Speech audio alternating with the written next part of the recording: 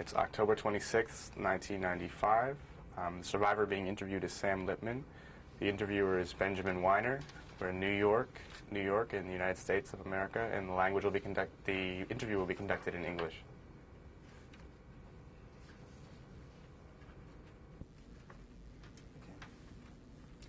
It's October 26th, 1995. This is Sam Lipman, the survivor being interviewed today. My name is Benjamin Weiner. We're in New York in the United States, and we'll be conducting the interview in English. Okay. Could you please say your name?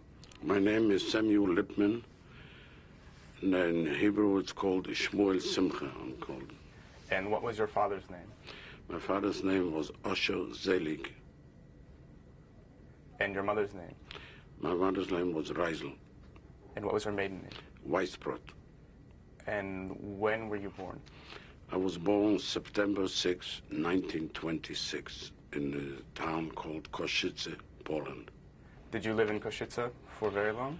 I lived 1 year in Košice, then we moved to a town called Jaloshice. Why did you move? Because my father had his parents living in Jaloshice, and they helped him to establish a business in Jaloshice. What kind of business was your father in? It was a general store. You could buy from perfume to shoelaces to any product that it's called a general store. Mm-hmm. And was it in the house or was it apart from the house? No, it was in the center of the town, in the main street. Situated a small place, like a brick house, another big building, just enough for the business. It was situated in the main. Was Jaloshice a big town? Jaloshice was considered not a big town, but it was a center town. The people from the villages had to go through. They had to come about sometimes twice a week. They sell their products in Jaloshice, and then they buy products for themselves to the small villages. It was considered a center around the villages. People came to buy whatever their necessities for the house. Had your father's parents lived there for a long time? My grandfather and my great-grandfather lived in Jaloshice. It goes back many generations. Was it an old community? They say that the community was established around maybe year 14 or 1500 as a small village. It slowly became developed to a town, considered a town. And were there many Jews there? The majority of the town were Jews. And it was considered from maybe 90-95% Jewish population. The rest, Gentiles came from the villages and the surrounding areas. So in the town itself, it was pretty much all Jews? All Jews, yes. What was the administration of the town like? So we had like a mayor. As a matter of fact, one of my relatives at one time his name was Yitzhak Rubin, was at one time the mayor of the town after the First World War. It was, they had everything. They had a fire department, they had police, rescues, but not in a small scale, the way for a small town. But it was a very lively town because they had a big main street. People used to meet each other on the main street. That's how all the people used to come and they sell like a flea market, a business. People sell, and it came the day when they had to buy and sell stuff. Certain days, sometimes on Tuesdays, on Fridays, they had they call it a selling, a day special for market day, yes. And what was the religious life like? Were there many synagogues? We had many synagogues with all kind of different religions. We had all kind of organization. Most of it was strictly Orthodox. We didn't have any other, no conservative. And Saturday was very quiet. You couldn't buy anything in the city. Nobody opened a business in that day. The Gentiles knew not to come that day to buy anything because everything is closed. The holidays and Saturdays, and we had all kind of organization. We had from Zionist organizations, from strictly religious, from the Aguda, all the way to Shema Tzaya, Beitar, everything. From every group, we had a certain amount of organizations. So there were many Zionist organizations at the time? Many. Everybody was represented, from Shema Tzaya all the way to Beitar, to the right, they call it the right-wing parties. Was anyone from your family involved in Zionism? My father belonged to called the Mizrahi. It's a religious Zionist organization. And had he ever considered going to Israel? My father wanted to go to Israel in 1918 when the Polish government was established, independent. At that time he had to go to the Polish army, and it was very bad. It was very hard to go at that time to the army. My father wanted to go to, at that time it's called Palestine, and my grandfather objected that. Did your father speak Hebrew? They spoke, he learned Hebrew by himself. They had books like self-taught Hebrew. And he learned it from that? Yes. Were you from an Orthodox family? I am from an Orthodox family. And would you go to synagogue with your family? All the time. Whenever I had a chance, if it could be in the morning, in the evening, and Saturdays, the holiday, we always went to the parents. With my grandfather or my father. What was your synagogue like? Where I went most of the time was a small synagogue. They call it in Yiddish like a shtibel, like a small, because everybody had his own different organization. They had belonged to a certain rabbi. They have all kind of rabbis, and my grandfather belonged to one rabbi that he lived far away, but that's what they called it. They called it the Chebina Hasidim. He prayed in that synagogue.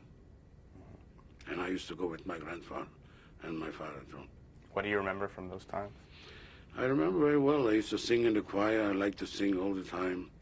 I was very active, and we had very little time to spend. We were busy half a day. We went to public school, and the second half of the day we went to Hebrew school. We call it like a cheder, yeshiva, that we learned the Hebrew, the Chumash and the Talmud and everything.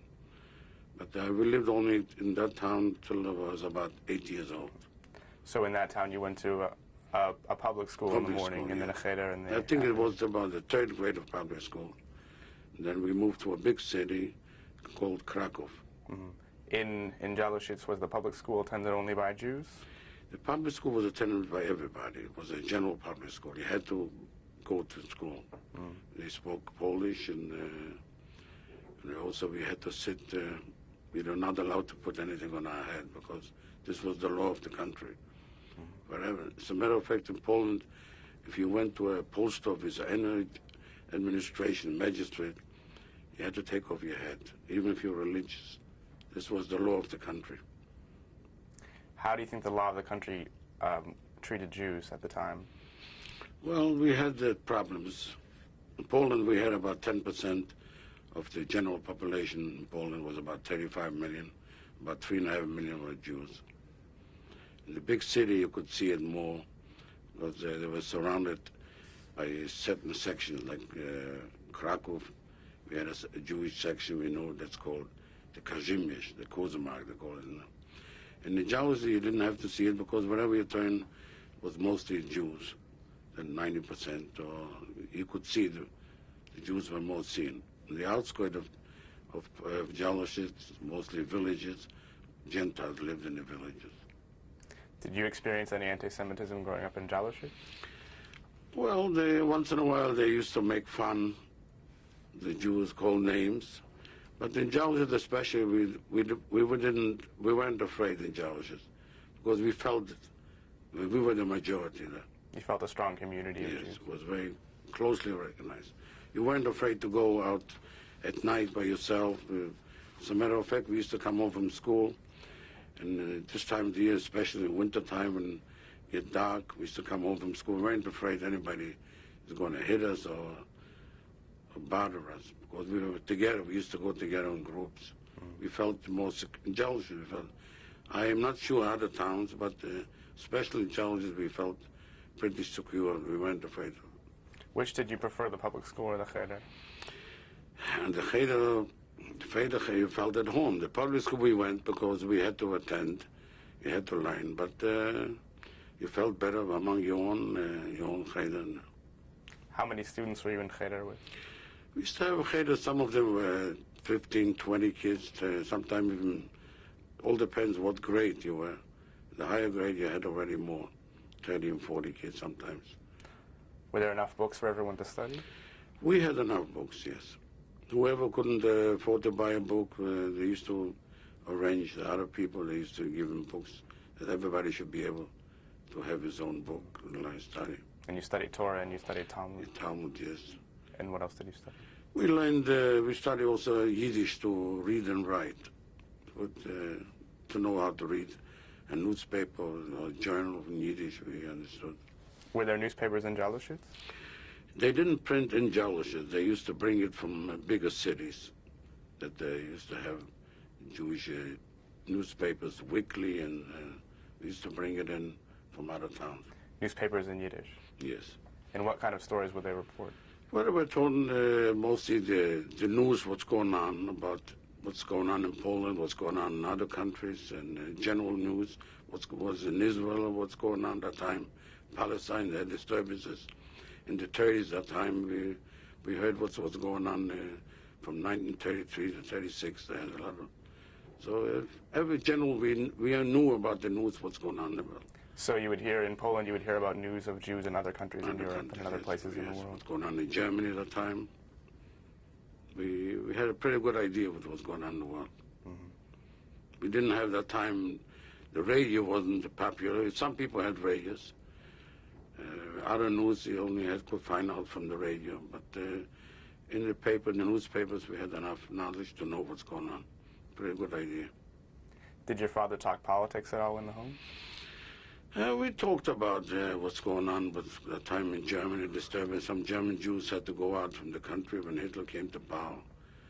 And we always find out a lot of things was going, disturbance and all. So in Jalushitz, your typical day would be in the morning? Well, in the morning we had to go, first thing was public school. You had to be at a certain time. You had to be in time. If you came late, you were punished. How would you be punished?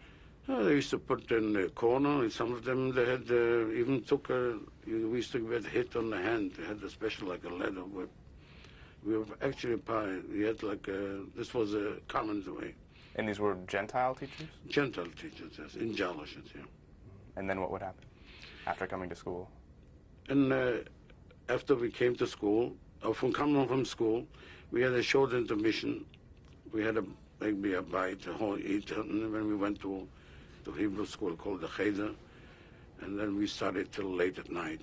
Sometimes in the winter time, when it came the fall time, like now, we used to come home late at night. It was dark already. We carried all kind of either electric flashlights, or years ago we used to put in like in the neft, carry like a lantern to see, because it wasn't lit so much. We had some electricity in Jalushitz, but it wasn't enough to be lit. You had side streets that was very dark. You shouldn't fall over or something. So you get back late at night? Used to get back. We had enough time to make some homework and eat something, go to sleep. And then start we were the day all very over busy. again the next Yes, we were very busy. Actually, the only day we had off was Saturday. Sunday we used to have Hebrew school too. Sunday you would have Hebrew school? Yes. And not public school. Public school was till Friday. And Saturday you would spend the morning in shul? Shul. We had got up in the morning, went to shul. Then we used to go to our grandfathers to see what you learned the whole week. I wanted to see a report with him. He would test you to see what you learned all week? Yeah, special grandfather. Was he more interested in the cheder subjects or in the public school subjects? He was interested mostly in the cheder, but my grandfather knew Polish too. We had to talk. He had a big business, a wholesale business. He spoke to the customers. He used to come in and get orders for that. They used to come and lined up at the villages, from the villages, with the wagons, covered wagons. They used to come like here we see the cowboys. And they had bought all the products what they needed for the country. They brought products to sell.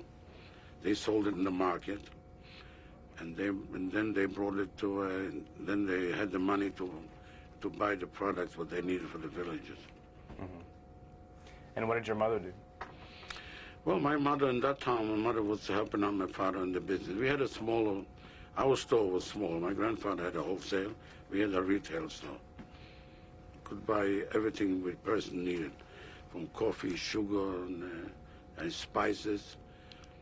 Anything that you need for the whole household, we could buy in the store. And your mother helped your father out in the store? Yes, in the business. Did you have any brothers or sisters? I had a younger brother, 5 years younger than mine. Was he born in Jalashits? Yeah, he was born in Jalashits. What was his name? His name was Yechiel Michael. It's in English called Michael. And how long did you live in Jalashits? I lived in Jalashits till I was 8 years old. And then we moved to a city called Krakow. This was a big city. It was about 250,000 people. About 25 to 30% were Jews. And it was considered to Jalashits, it was a big city. We had trolley cars, we had a lot of cars also. And people used to come, the Jews used to come from all over the smaller towns and buy whatever they needed, textile and other products.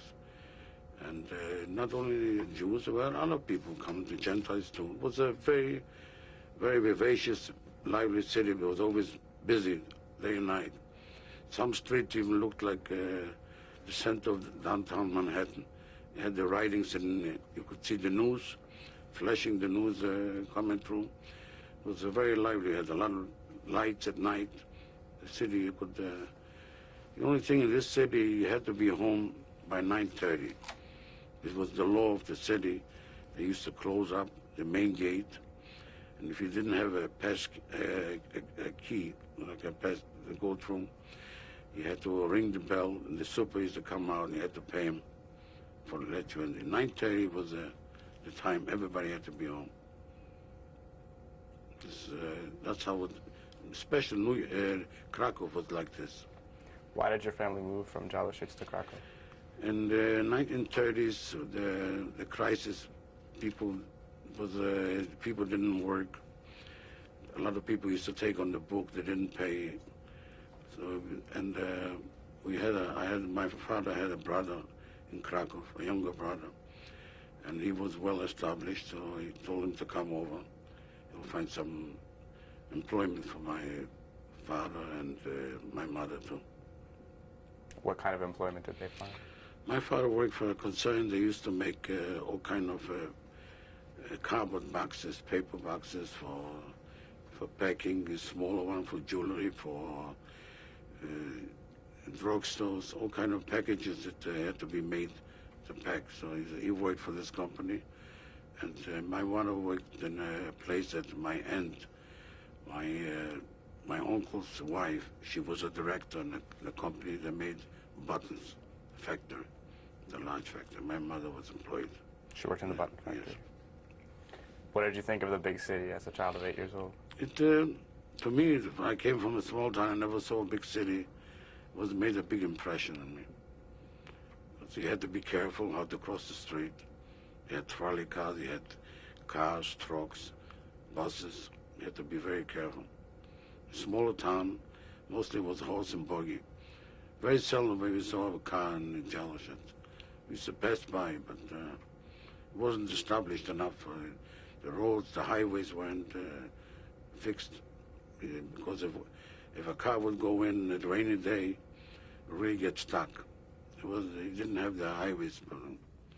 But in Krakow, this highways, so when you came near Krakow, the highways were starting ready for cars, for buses. It was more modern, up to date. And Krakow was considered, in Poland, it was one time the capital, Krakow. It was a very old city. It goes back about maybe 1,000 years. And they had all kind of museums. They had a fortification with all the kings of Poland. It's called the Wawel. It was established in Krakow. In general, Krakow was considered a historical city. And Krakow wasn't destroyed during the war either. Up to date, you could see Krakow the way it was before the war. Krakow had a very old Jewish community as well, I think to the 14th Yes, it goes century. back, they have one synagogue in Krakow. They say the king of Poland, his name was Kazimierz the Great. He gave to he let the Jews come into Krakow. And he gave away one of his, those that go like a cathedral, a big place. He let him make the synagogue over there. And up to now, they made a museum now after the war. And they had one synagogue was called the Ramah. It was over 500 years old. And they had a cemetery in the back. And this synagogue, up to now, they have, it's the way it was. Even the chair where the Ramah was sitting, they still have it. People still come to pray in that synagogue. They have two synagogues the Jews pray in Krakow. The Ramah and another one, it's considered, before the war, it was like a conservative. The ladies and men used to sit together. It was they called it the liberal. It's not far where we live. It was a very established, nice. People used to come in, higher class of people used to come in, called the liberal synagogue. These two synagogues are still active in Poland now, in Krakow. Where did your family pray? We prayed not far from the old synagogue. We had a special synagogue. It's called Aaron Synagogue. Somebody was named Aaron. He built that synagogue, that place. It was right next to the old synagogue there, that the king of Poland, the Kazimierz, gave it the synagogue. And was it different than the one that you prayed in Jaloshitz? It was the same way, Orthodox. The ladies separate, the men separate. But it looked more like a smaller town synagogue. Everybody knew each other. It wasn't a large synagogue. It was everybody knew everybody's name. Were there many people your age there as well? Yes, we had a lot of young people. Krakow, when we used to go out Saturday, we used to meet in certain places, or Friday night in the winter time. We used to go out, we have an Onyx Shabbat, like you get together because the nights were very long. You finish praying, let's say about 5 and about 6 o'clock. So we got together in certain places. We got together, we sang, we told stories and some lectures. The rabbis told, they called it the Dvar Torah, saying about the Torah, about the Chumash, Talmud. So it was all mostly in the winter time. In the summertime, it used to get late around 9:30, so we didn't. So in the summertime, we used to meet Saturday afternoon. We learned certain Perkei Avot, stories about sages from all the way. Summertime, we had more time to study Saturday afternoon. The kind of stories that you were told on Friday evening, would those be from the Talmud stories? Or? Yeah, Talmud was from Chumash, from the same week, every parsha from the week, yes. Interesting.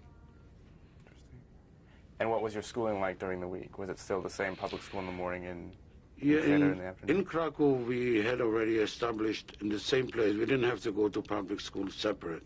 We studied a half a day Polish, history, geography. We also did all kind of experimental science, but we didn't have to go any place. We had it all in the same place. There used to come teachers. The teachers in Krakow were already mostly Jewish teachers, even in Polish.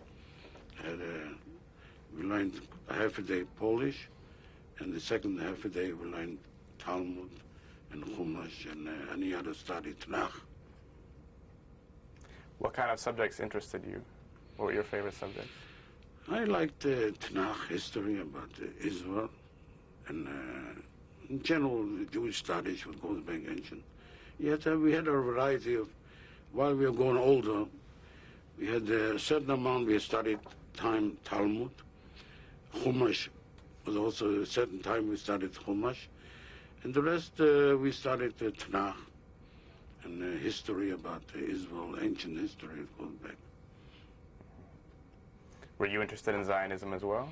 I was interested. We always, because at home, the whole home was decorated with pictures about Israel. Even the tablecloths we had it in Hebrew, and there were all kind of the pictures about Israel, about the Emek Yarden, Yerushalayim, and all the walls were also. We had pictures about Israel. Well, I was brought up in, let's say, a Zionist or the Zionist atmosphere. Mm-hmm. What did your house look like? Were there many rooms to it, or? We had a few rooms in Krakow. We had a bedroom. We had a separate room, myself and my brother, and mostly we lived in an apartment house. So many tenants in the same building. Yeah, but our building didn't have any elevator, but was up to after 5 floors. You had to have an elevator. Our building had only 5 floors. Was it other Jewish families in your building? Yeah, all Jewish families. You know. So did you live in a Jewish neighborhood? Jewish neighborhood, yeah. This neighborhood was called the Kazimish, the Kuzmark was a Jewish neighborhood. Mm-hmm. Wherever you went out, you saw mostly. Shabbos was also you couldn't buy anything in my neighborhood. So all the stores were closed. Mm-hmm. A little further down, let's say about 5-10 minutes away, they had already Gentile stores, and it was active. It wasn't like Jewish. Jewish, nobody. They knew the commerce stopped.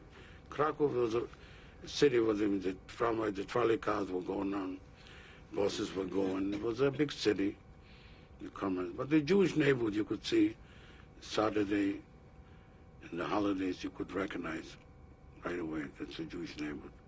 Did you stay most of the time in the Jewish neighborhood, or would you have cause to leave it and go out to the other neighborhoods? Well, we didn't own cars at that time. But if you wanted to go someplace in a different town, to visit somebody like we wanted to go to Jalishes, we had to take either a train. That time didn't have any buses yet, but just before the war, they started going transportation buses. Other people came by horse and buggies. We used to go to visit family sometimes. When you came in like you were off in school, you could go visit relatives in other towns. Your grandparents still lived in Jalisco? Jalisco, yes. Did you find that in the years following 1933 that anti-Semitic activity in Krakow increased? It came in, yes. Even Poland, they started anti-Semitism. They called it like a right-wing Endekis. They started boycotting Jewish stores. They used to stay in front of the stores and tell them, don't buy by Jews, buy by your own. And it started getting, after Hitler became in power, the propaganda was going on in Poland. It got very hard too.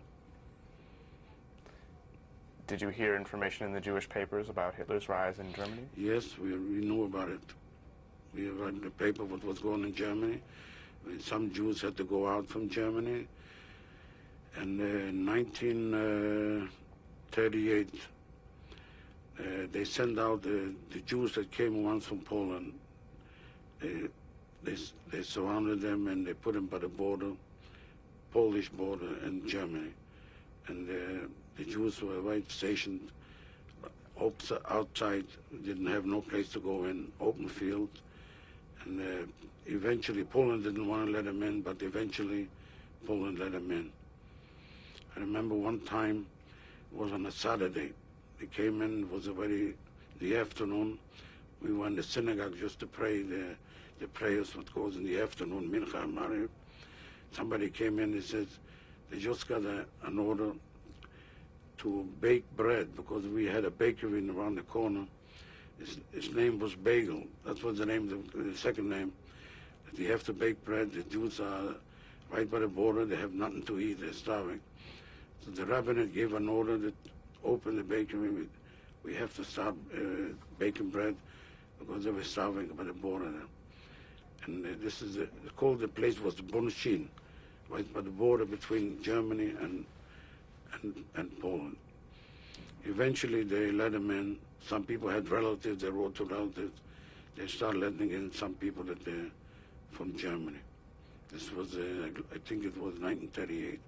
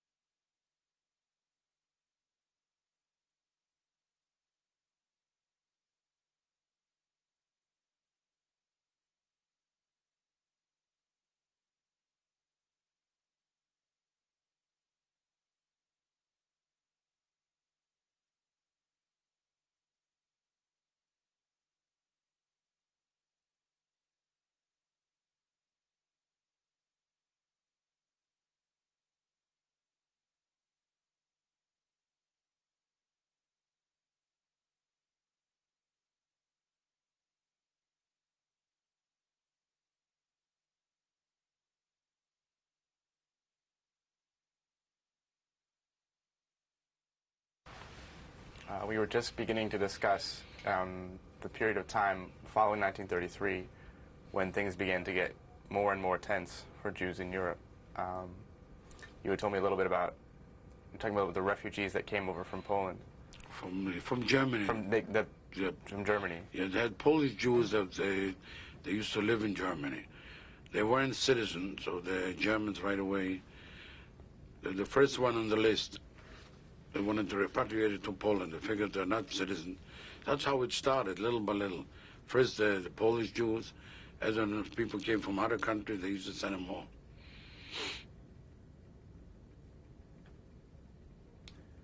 What kind of stories were coming back to you from the German? Well, we heard that the most thing what hit us was the Crystal Night in 1938. I think it was November. It was all the headlines in the paper. You heard that on one night they burned a lot of synagogues. They arrested a lot of Jews, and the Jews confiscated a lot of businesses. Many people lost in one night everything they had. The whole stores were destroyed. And then they started making discrimination. Jewish doctors or dentists or other professionals are not allowed to serve the Germans. Everybody, in the schools, they had problems also. They were fighting in schools. Wherever the Jews went, they used to tell them, you they rouse the Jews out. And day by day, the life started getting very hard in Germany. A lot of people started to try to get away. Some of them went to, at that time, Palestine. It was very hard to go to Palestine because the quota was only $1,500 a month. They had a lot of people waiting. And other people tried to go to the United States and England, all over the world, to get some visas. It was a tough situation. Most countries didn't want to let anybody, especially the United States, also had that time. They had a quota, so many from Poland, from Germany. Everybody had a quota, how many to let in. I think the Polish quota was about 6,000 to 6,500 a year from whole Poland. It was very hard to go out. And the German Jews were probably at that time tried to get out, whatever they had a chance to get out. The worst part was in 1938, started after the Crystal Night, because they arrested a lot of Jews, they put them in concentration camps. The only time they let them out when they had a show that they had an exit visa to go to the United States or any other country. How were things changing in Poland between 1933 and 1938? And it started getting very hard in Poland too. The economic situation was very bad, and a lot of these Poland, they call it the Endekists, it was like a right fascist party. They started discriminating against the Jews too. In the universities and in big cities like Warsaw, Krakow, and Lodz, they could see when they went to school, the Jews couldn't sit together with the Gentiles. There used to be fights. It was very disrupted. The classes were very disrupted. And Krakow also had problems. Whoever went to, some people went to public school, some Jews. They had fights in schools too. You could feel the atmosphere with the propaganda was because of Germany. It affected Poland too. This was going on till the war broke out in 1939. Were there any acts of violence against Jews? There were acts of violence, yes. They became more daring, especially in Krakow. If you went to a place that the majority were Gentiles, non-Jewish sections, and most Jews, you could recognize the Jews. They had beards, and their clothing were different. And then right away they used to make fun, beat up some Jews too. Little by little you started to stay away from certain sections of the city of Krakow too. In the Jewish section they felt more secure because the majority were Jews. You knew that everybody from the neighborhood. If something would happen, Jews would come out and protect him and help him out. He felt secure most in the Jewish section, but further up in section in Krakow, and they call it Stradon, and Mark, the old city we used to have markets. It was very hard for Jews to walk, and there could be violence over there. How did these changes affect your father's work? My father had to work.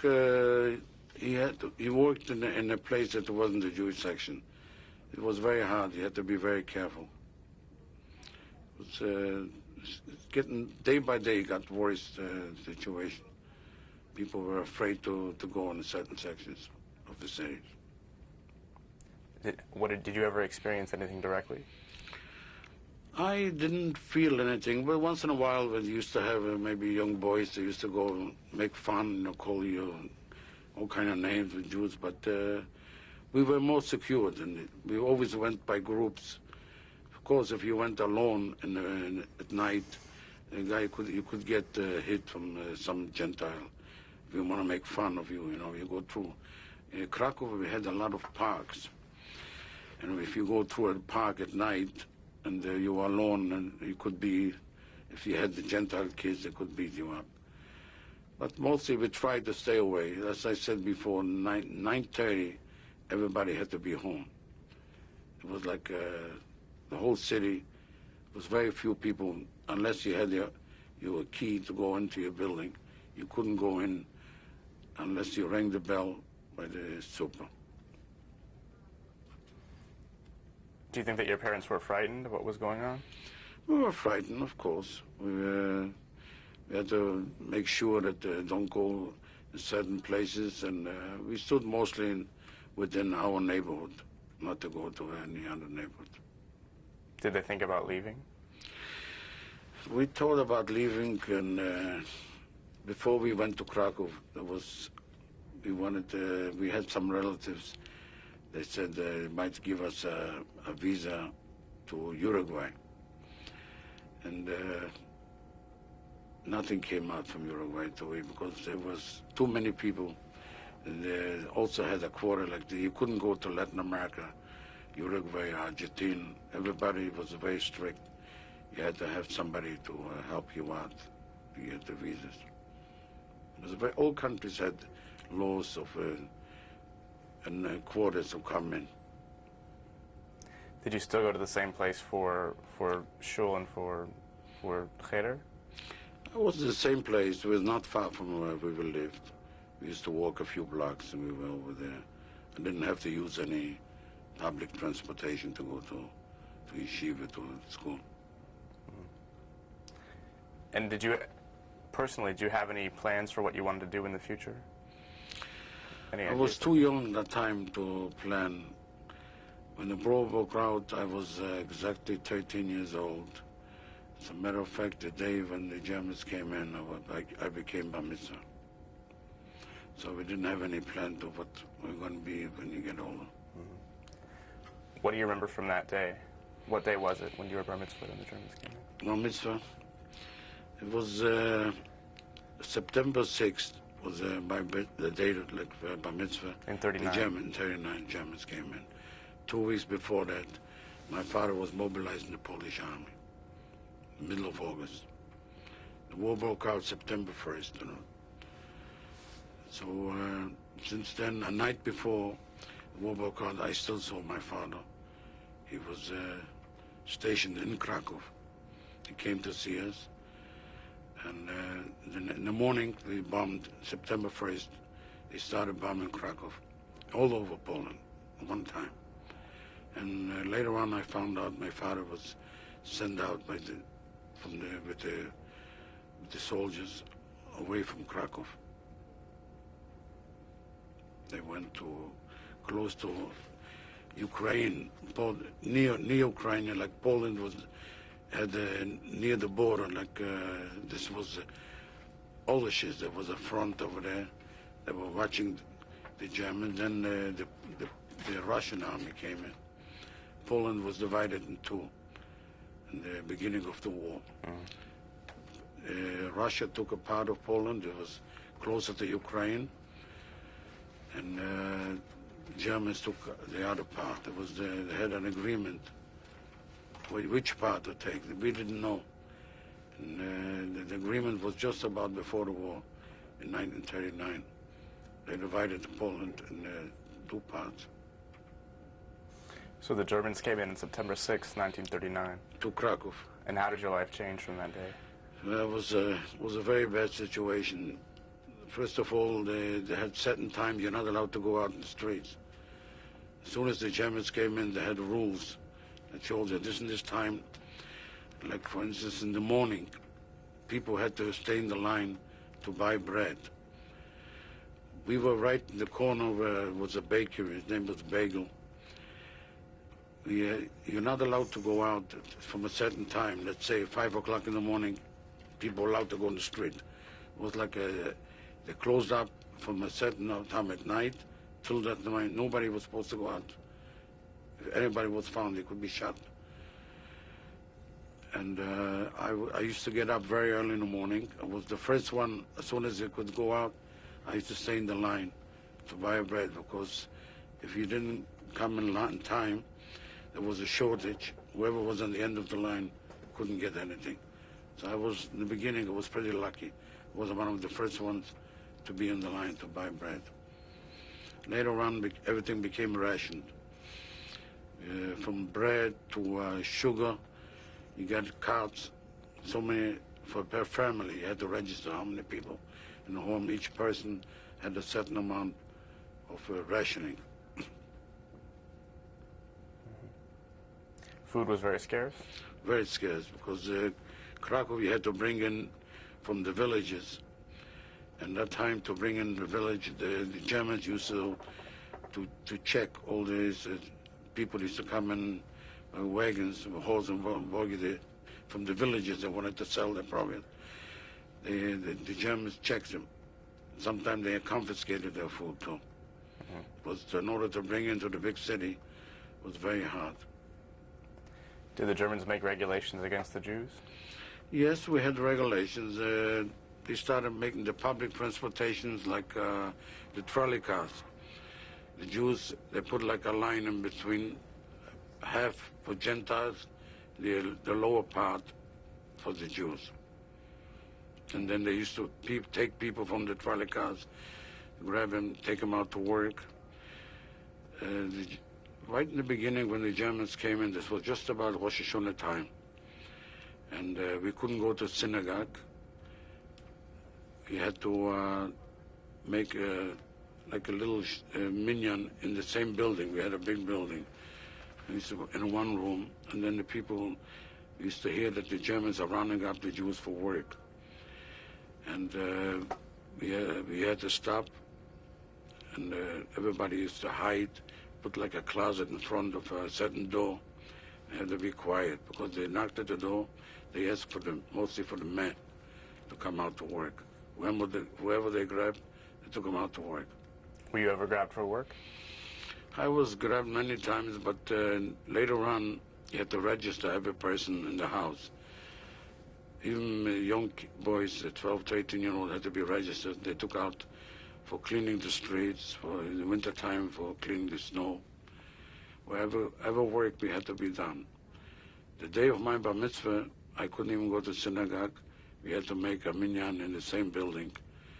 And some neighbors got together, we made a minyan. So you bar mitzvahed in your apartment building? Because in the building we had to make it. And we had one person had a large apartment. We made a minyan over there. And was your father there, or was he already in? My father was in the army. He was in the army. He was stationed in far away. It was called Oleshitz. That time it was under the Russians already.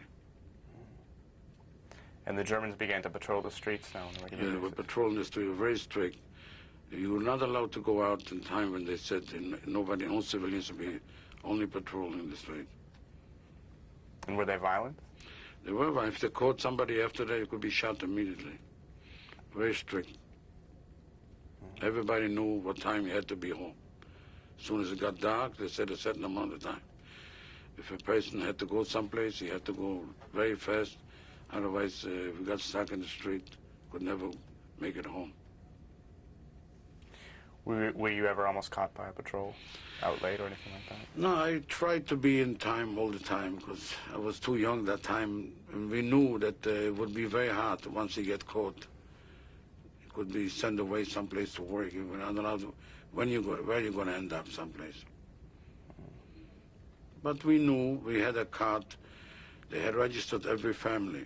They knew how many people in the family. Each family had to give somebody to work, general work, like construction, cleaning the streets, in wintertime, cleaning the snow, and whatever work everybody had to register in a certain place, show a card that they would. Sometimes they checked only the card, but you came to work. Each section had their own people that they were in charge of that. So you weren't going to school anymore? No, I didn't go to school anymore. Since 1939, when the war broke out, we didn't go anymore not to yeshivas. Sometimes I studied by myself. We had some young fellow, they're older than us. They used to give us some Chumash and Talmud in the building. And so you were living now with just your younger brother and your mother? Yes, and this was going on until about, there were rumors they're going to establish a ghetto in Krakow. And we knew that the place that they gave wouldn't be enough for all the Jews. There was another problem in Krakow in the beginning of the war. The Germans came into places, it's called City Lodge, near Lodge. They took the people, they took them out from the town, they sent them by railroad with cars to Krakow, to other cities. They were like displaced them right away. They couldn't take any, very little thing with them. And so Krakow became very crowded.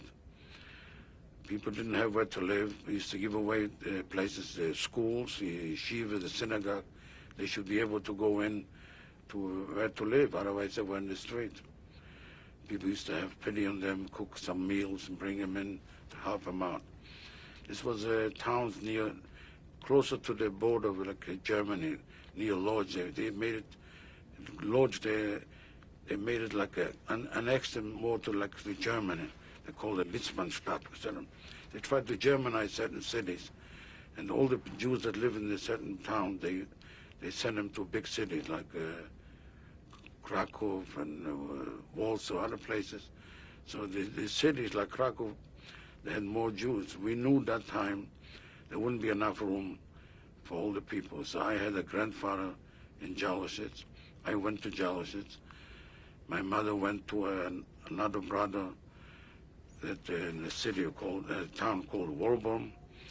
And my younger brother went also to another uncle in another town. We figured it wouldn't last too long, the war. Maybe we get together. Because to be in the ghetto, we knew it's going to be very hard. Had you heard about ghettos in other Polish cities? We heard that the Warsaw also is getting to be a ghetto, and they're going to establish a ghetto. So we went out of Krakow soon, before the ghetto established. In a smaller town like Jalositz, the people still lived, they had no ghetto because the whole town was almost like a Jewish town. There was no Gentile in the sections. So the Jews lived more or less within themselves in the vicinity. Did you find that even in the small town, though, life was getting more and more restricted? It was getting more restricted because you couldn't go from one town to the other.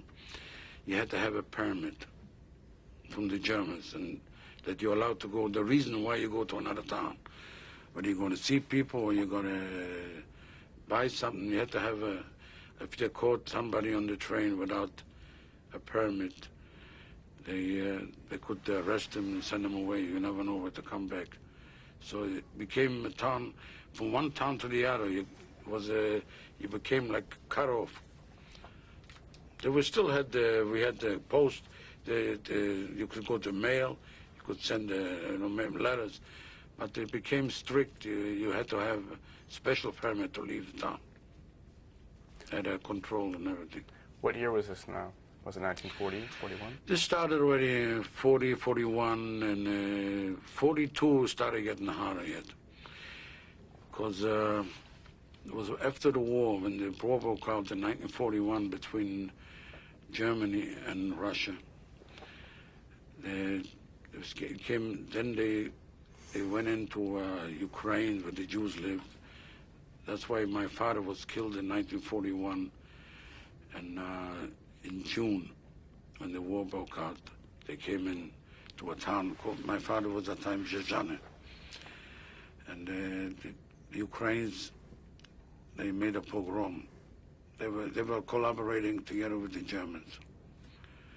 And they asked permission, not permission, they could do whatever they want. They made a pogrom on the Jews. My father was in a place, they were hiding in a basement, and barrels, big wooden barrels. And my father was found in the place, and they took out and they killed him. And a friend of his, he survived. And they took him out. Later on, they buried the whole pieces. It was like a mass grave. And I know exactly the day when my father was killed. What day was it? It was 11 days in Tammuz, the beginning of June 1941. At this time, you were living in Jalushit? I was in Jalush at that time. The same fellow came back, he told us, came a few months later, he told us what happened. So you knew even during the war that your father had died? Yes, in 1941 I knew already. Were you in touch with your mother and your brother while you were living in Jalush? We were right in that time. We had mail. We go from one town, we get in touch. We used to write letters to each other. And how were you spending your time in Jalushit? In Jalushit, my grandfather had a big business. Even still? Still a business. What happened, the Germans sent in somebody, they called him the guy took over the stores. He became like a commissar, they called him. Like my grandfather had the biggest store in the town. He looked for big stores. He was in charge. He had to give him a report, what we sold, and he took inventory. The minute he came in, we didn't know. Middle of the day, a guy walks in, he says, he showed identification that he was sent from the German government. And he says the store belongs now under German administration. We are allowed to work, but we have to give him, my grandfather had to give him a report, either weekly or monthly, what was sold, what was bought. But it was under his administration. He was in charge. That's how they started the Jewish business. They confiscated the big business and the smaller ones, and they made it like they knew what was going on. Otherwise, you weren't allowed to do whatever you want. You had to give a report, what was sold, what was bought. You had to give a report continuously. This was going on till in 1942. They send a letter to each household that somebody has to go to called a working camp. They didn't call it concentration camp yet, but a camp that people used to go out to work. And that time, my father's brother, youngest brother, just got married, and he was the youngest in the group from the brothers. He was supposed to go, but I said, I don't mind, I'll go. I wasn't afraid, I was young. I felt myself, I was strong, I was about 15 years old. So at that time I figured, I said that he should go because my grandfather was older. I figured he should take care on his father. He had still got the business. So I said, I'll go away, volunteer. And I left for the camp. They sent us to the camp. It was called the Ulak, near Krakow, outskirts of Krakow. And we had hundreds of people from our town, from a lot of towns together. Everybody came over there. The situation, the condition was very bad. We used to go out to work, I say 7 kilometers, about 4 miles from the camp. It was called the place Dombia. We built the railroad, extended the railroad. Worked physical hard work. It was raining and very bad conditions. We used to go in the morning, march to work 7 kilometers, about 4 miles, and we went back, and we didn't have where to sleep. The food was horrible.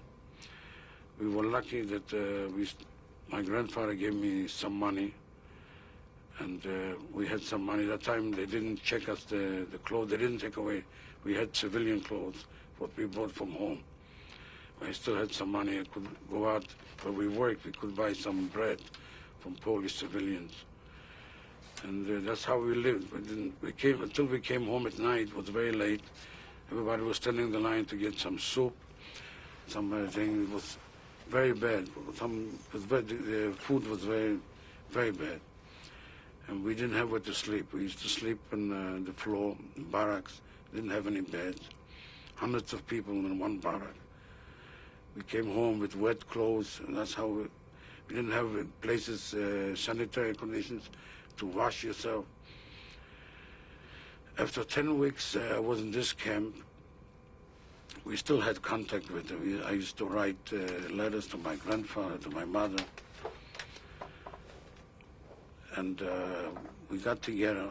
Saturday we used to work a half a day. We got together with a few more friends, some 10 fellows together. We all the same age, from the same town. We made up a plan to get a paper from an office, an Israel office, with a stamp, a German stamp, and we fill in our names. That time we could still send packages to the camp. People were coming to visit sometimes. The ghetto was still open in Krakow. It was still, people were going on train. You had to have a special permit to go someplace. So we figured this is the best place to get a paper. We write in that we had a permit to go home, like for a weekend. We went Saturday. We went to the train. We bought 10 tickets. Went back to Jaloshet. And we came to Jaloshet. We had to not to show our faces. We were there about 3 weeks. They surrounded the whole town. They took everybody out from Jaloshet. All the Jews surrounded. Some of them, the older people, they didn't want to take him even. They killed him right away in the cemetery. They took him. And the younger people, they took us on a train. They took us back to Krakow. And they took us a place, they took to Prokochim. Wasn't far from the place that I was in the camp before.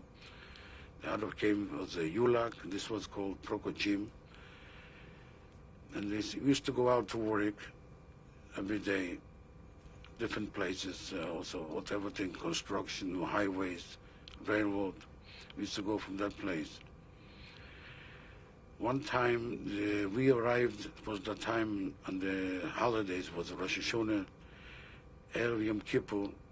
I wanted to be in the ghetto, the ghetto was still in Krakow. So when we went to work, I slid out from the lines when we came near the ghetto, and I went into the Krakow ghetto. I wanted to be just a day for Yom Kippur. I had some friends, some relatives that was still there. And I went out in the street. I was caught by a policeman. And he asked me... So we should change the tape before we continue this. Okay.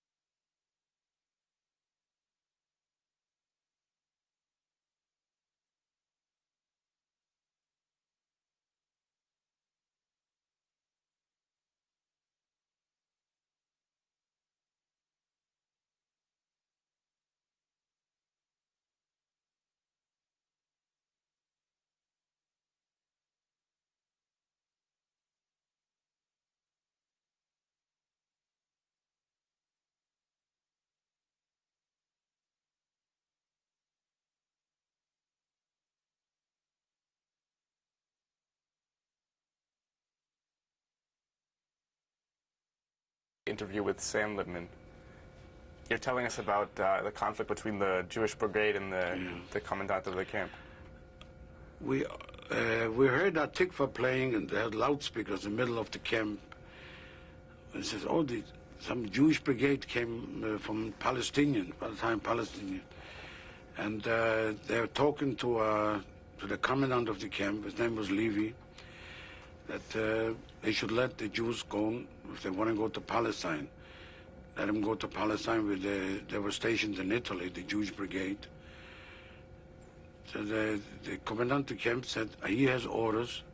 Everybody got to go back from where he came. Most of us, we didn't want to go back. I didn't want to go back to Poland. So there was a compromise that whoever wants to go to Palestine, with the Jewish brigade, let him go out of the camp.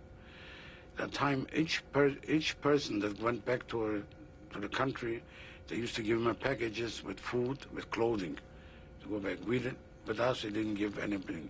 The way we were. We walked out, we went on trucks. This was from Austria, we went to Innsbruck. From Innsbruck, we had more trucks came. We had trucks, about 34 trucks came, and we were supposed to be, we're not allowed to say that we are Jews that go to Palestine, that we are Italians, that they take them back to Italy, prisoners. They had papers made out, they had motorcycles from all the sides of the trucks. We're going like, they're escorting the prisoners of the camp from Italy that were together with us to go to Italy back. They had orders. They had papers made out from the commandant that they are bringing back the Italian prisoners. They also told us not to speak Yiddish, make believe in making up a language. Whoever speaks Greek, none of them should talk Yiddish, because Yiddish would give away right away that you belong, that you're Jews, and you're going to go with the illegal immigration to Israel. The British knew about it. We came to a station on the border. There was a Terevizia. That's the border between Austria and Italy. First town. The Jewish brigade was stationed there. They gave us sandwiches.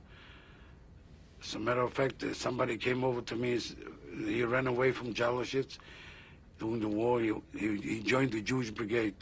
He recognized me. He says, you have a cousin here. His name is Yosef Lipman. And I knew about him that he was in Palestine. He was in the Polish army. He went away to Russia. It was an illegal immigration from Russia. That time through Japan, like 1940.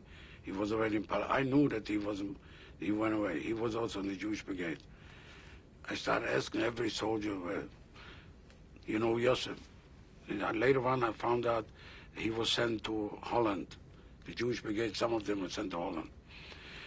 And from there, they took us by truck to a city called Bologna. Bologna is a city mostly that had the universities. It was very famous for students, for medical students, a lot of medical universities. They checked us out, and they bandaged me. Whoever was sick, they had to give them all kind of a treatment. And they bandaged me, and they sent me to a town called Modena. In the middle of the town, there was an Academy Militare, it's like a West Point for officers. Mussolini was that time, before the war, he had a school for the cadet officers. Because thousands of people were in that building. We were sleeping on the floor. And we were waiting because they said that time they're going to send us to Palestine. And the Jewish brigade used to come in every time. They say, don't worry, we have you on the list. We'll try to bring everybody.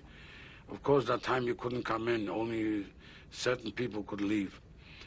You had to make out papers. Like if a soldier met a girl in Italy, he could sign her up that he married her. He could bring her about. That's the way the illegal immigration started. We sent all kind of papers. And we were from Modena. We were there a few months, and we went all over Italy. Okay, they established displaced camps. I went to Torino, and this is North Italy. I went to the hospital there, bandaged. Again, they tried to help out because there was still, my foot wasn't healed yet at that time. Tried to help me out. From Torino, I went to Rome. Near Rome was also a displaced camp. They call it Gugliasco. That's the place. No, Cinecittà was in Rome. Gugliasco was in Torino. Cinecittà there's a place like Hollywood. They made movies. They just finished a movie that's called Roma Città Aperta, the Rome Open City. The story about during the war when the Germans surrounded the city. They took a lot of prisoners, Hasidus, Jews, non-Jews, even priests. They made a movie that time in that camp. And this became like a displaced space for people that come in from all camps. And we were waiting again for orders where to go. I was in Cinecittà sometime, maybe a month. Somebody told me that in the south, I have a cousin that I saw him last time in 1944. And this was South Italy. It was near the water. It was nice places that the fascists used to have their places. They used to have their villas. We were sent over there. They had displaced person camps, and the place was very nice. You could go to the water. I had problems. I couldn't go in much of the water because the wounds were still open. But in general, it was a very nice place. In Italy, in South Italy, almost the whole year it's not cold. Doesn't get any snow. It's called, the place was called Santa Maria de Bani. It was near Nardo. And I was there till 1945, till about 46. Throughout this entire time, had you heard anything about your mother or your brother? I couldn't hear anything because we knew that the transport that they went from that town, we knew that they had no chance to survive. She was sent out. I believe that my mother was sent to Belgium. My brother was sent to another transport, also in the same vicinity. There was a camp, Belgium, Treblinka. All these camps were not working camps. The people were strictly for destroying crematorium.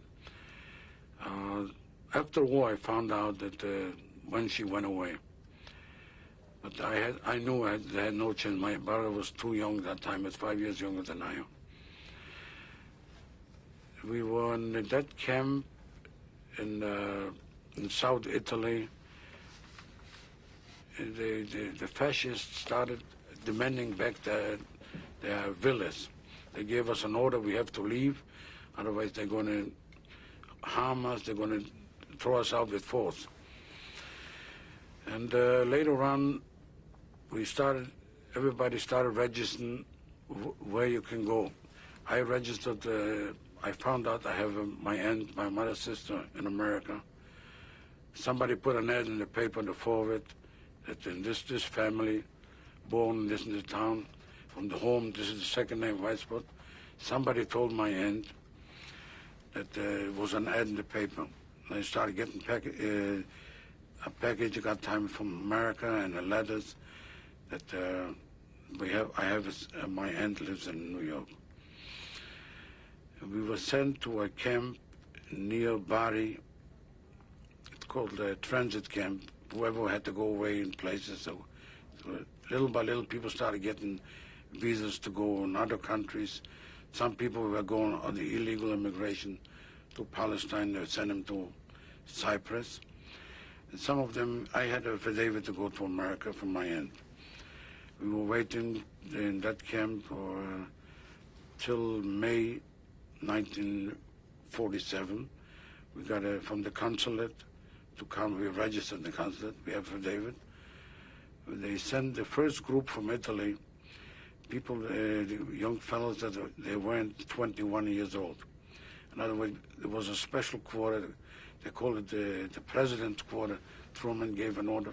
Orphans up to 21, special permit. They didn't have the displaced person visas to go to America yet. This was later on, a few years later. We were the first group to go from the United States, boys and girls. We were called to the consulate in Naples. We were given visas to go to the United States. This was the end of May 1947. And that's how I came to New York. And when I came to New York, of course, my feet were still, I had still problems with my feet. I went to work right away. I didn't have any special occupation. I used to go to school at night, evening school, to learn basic English. And I worked in a metal shop. Somebody gave me a job. They have the Jewish committee, they had to call it the Hayas, other groups they had for new immigrants. They gave me a job to work. I told them I had a little idea about metal, so they sent me to a metal shop, and that's how I worked from 1947 till and in 1955. I always wanted to go, to go to Israel. I went to a visit, and as a tourist, I had somebody, a cousin of mine, that he was in the Jewish Brigade. He worked in a place it's called in Israel. It's called the Bedek. They repair airplanes.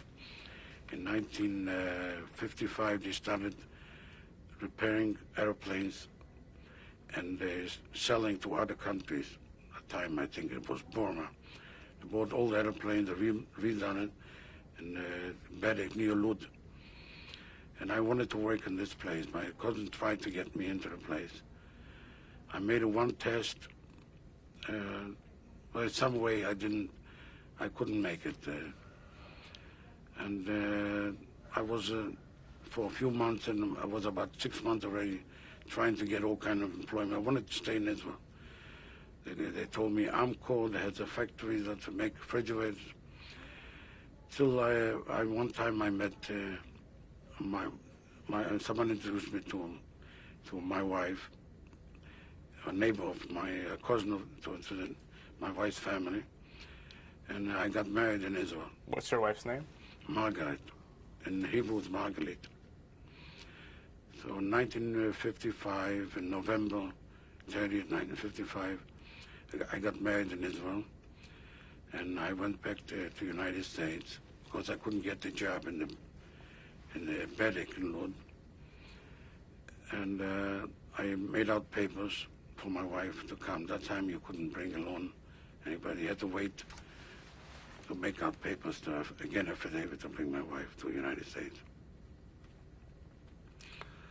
And I worked continuously, and we have 2 children. My daughter, Rosalie, she was born in 1957, and my son, Asher Mordechai, he was born in 1962. And we lived in the Bronx. And I continued to work in the metal shop. In 1952, still my foot didn't heal yet, especially the right foot, then part of the left. I went to biggest plastic surgeon in New York. Some doctor recommended me. Because I used to go to work and it didn't heal. I used to open up the shoes. There was always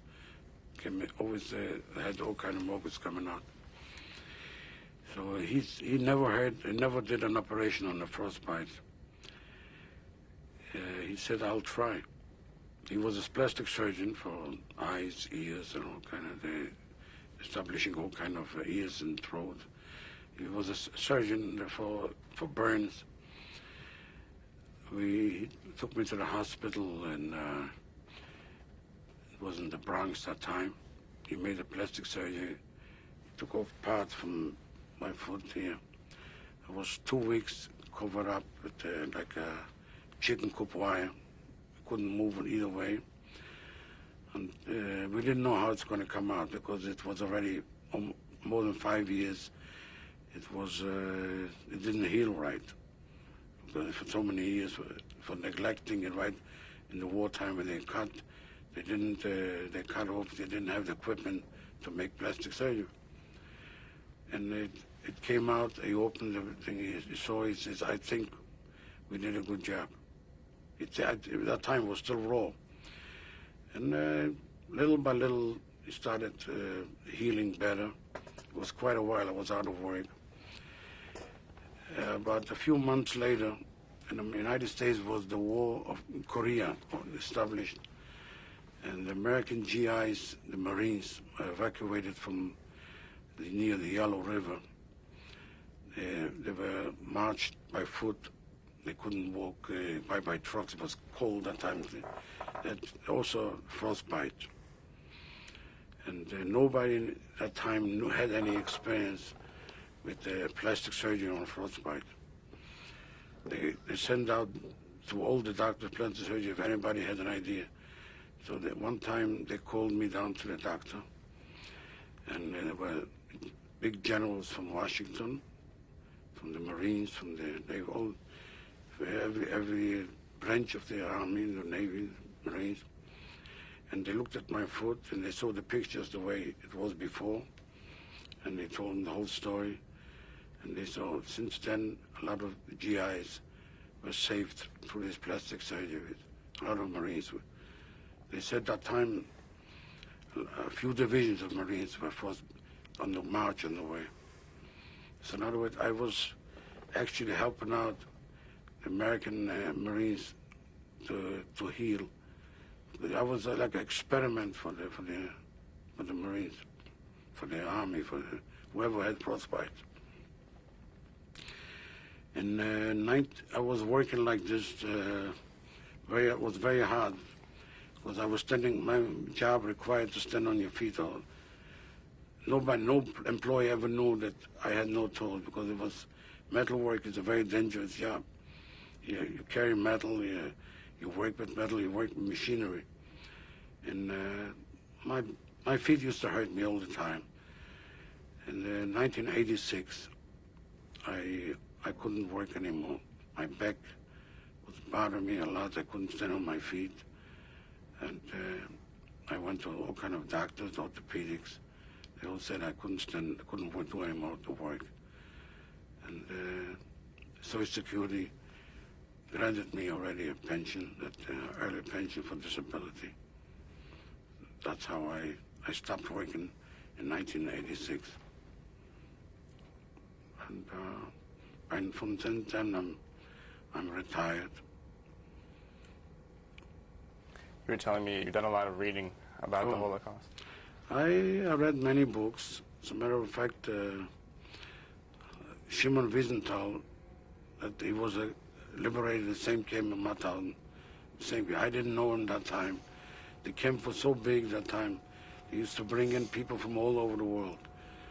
It's impossible to describe the way every day you see transport from Hungary, from Poland, from Auschwitz. There wasn't even one place that people didn't come in.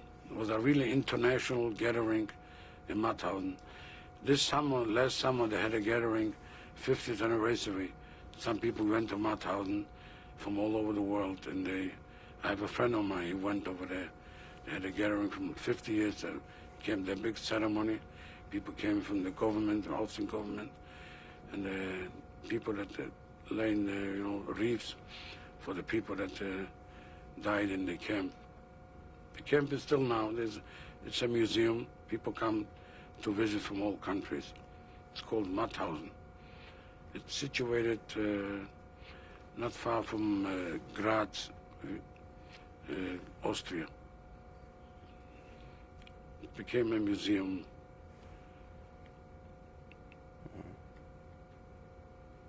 Have you been back to Europe? No, I never, not to Europe. I was Poland. Never went back to Poland. I went to visit. I go very often to Israel to see, but I never went back to Poland or any other country. Was your wife a survivor of the Holocaust? No, my wife comes from Morocco. They were lucky. The American Army came in 1943. They liberated Morocco. From Tunisia, they sent out some Jews. And Morocco, they were lucky. American Army landed just in time. And you have 2 children? I have 2 children, 2 grandchildren. Have you spoken to them about your experiences? From time to time, I talk. My granddaughter, Jacqueline, had one time to make the tree, the family tree. She had to make a report, and I told the whole story. I showed her pictures and told her what I went through, and she got an excellent mark for all the stories. But sometimes the schools, they have to give a report, the family tree, where they come from, what country. And she gave a report too. So. And you're still Orthodox in your observance? I'm still Orthodox. The way I was brought up.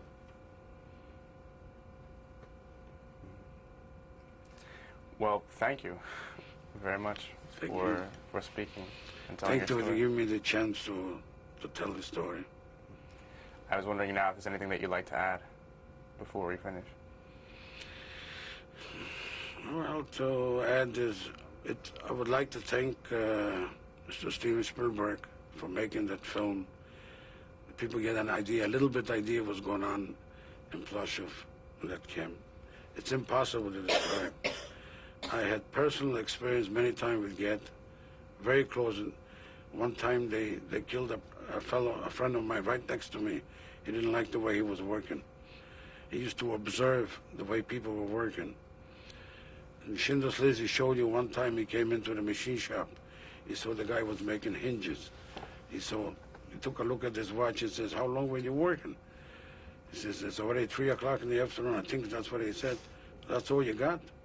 How long does it take you to make? 7 minutes or 1? How come you got so few?" He didn't realize that many times in the camp, while you were working, you could work in a machine shop. They came in, they needed people to unload trains, to unload trucks, all kind of equipment that can take away a person in the middle of work. You can't say you don't want it. At that time, he was trying. I saw him when I saw the Schindler's List. He was trying to tell them that he did other work. They don't want to know that. Especially if they knew. They Get used to hide in the middle of the night. He used to go in the barracks, and because people used to work 24 hours a day, and they see people walking around, they thought, who's going to watch him? He would look through the windows. He used to sneak up. We had a signal in Ploshov, Zex. Zex means a signal that Get is going, or some other big SS. He had an assistant, a Lithuanian. He was just as bad as him. It was his pleasure to kill a few people every day. We were afraid of him more sometimes than other sets. And the camp itself, every day you walked out to work, you risk your life, because you never know who's watching you, the way you're working. If you were slackened up a little bit, or you didn't walk straight. One time in Yom Kippur, 1943, so it was just a short time before we evacuated from, I was taken out of Ploshov. We wanted to have like a little hidden minion to daven. And the guy, a Jewish policeman, he was the chazan. And we used to send in a few people in the barracks to daven a few points. It just so happened that day, they made the best meal that they ever done in the camp. They knew that most people don't want to eat Yom Kippur. That day we were working by our mountains.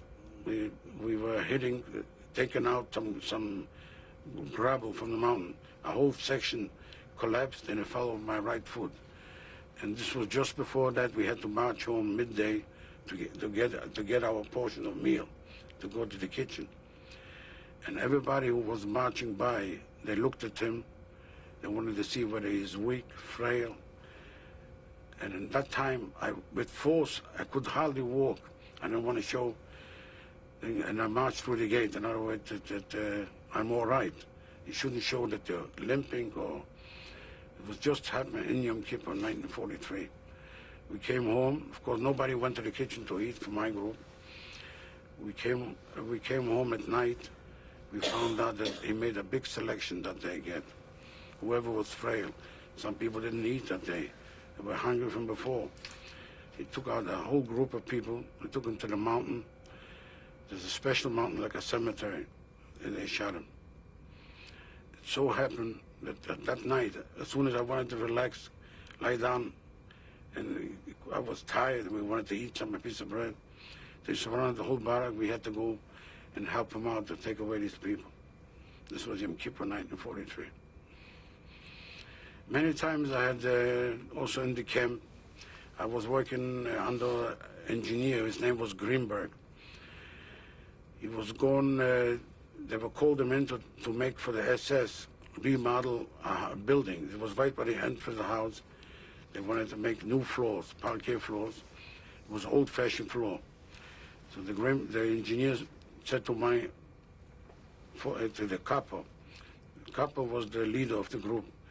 Take 5 people. I want you to take apart the floor, and we're going to make a new floor, parquet floor. This was already a few minutes before 12 o'clock. 12 o'clock used to be a siren. Knew everybody got to go to get this meal. But the engineer Greenberg knew that they changed their mind very often. Especially Gert, they used to have fun with him. Used to hit him with a whip, made fun of him, engineer. And he was an engineer before the war. They say he was a building engineer, just like Wiesenthal was also one of the things. In Mauthausen, we found out that he was an engineer. And we came to the place, and so it was about a few minutes before 12. He said, do me a favor, I want to check once more. Don't start working yet.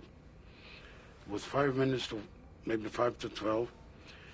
We sat down. We figured any minute we're going to go. There would be a big siren. We came. All of a sudden, it was quiet. A big assessment. One of his assistants. I don't know them. I don't remember the name now. He came over. He says.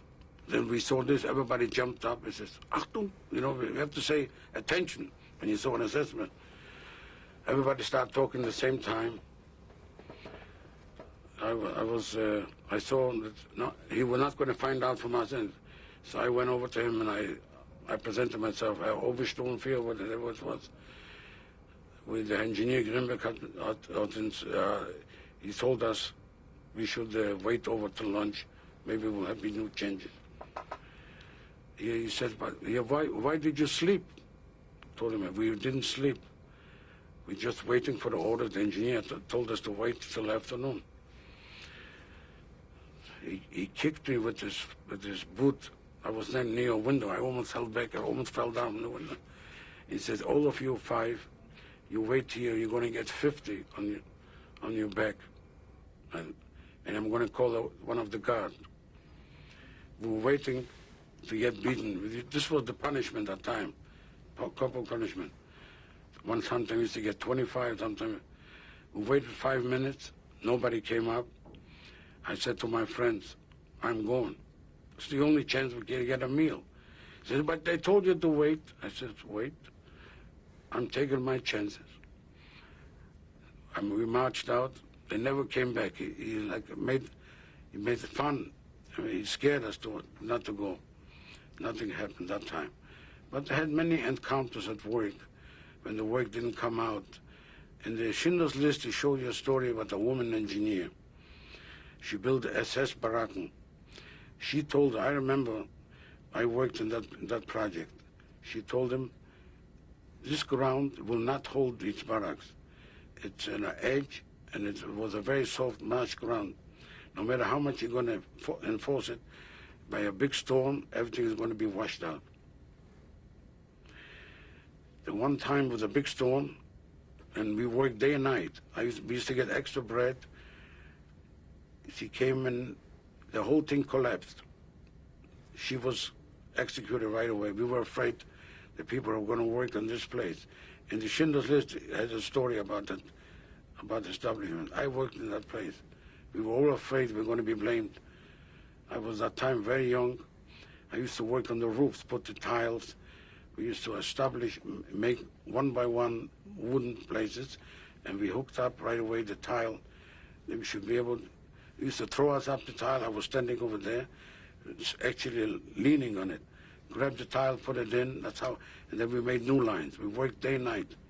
We used to get extra bread. The whole thing collapsed at one time.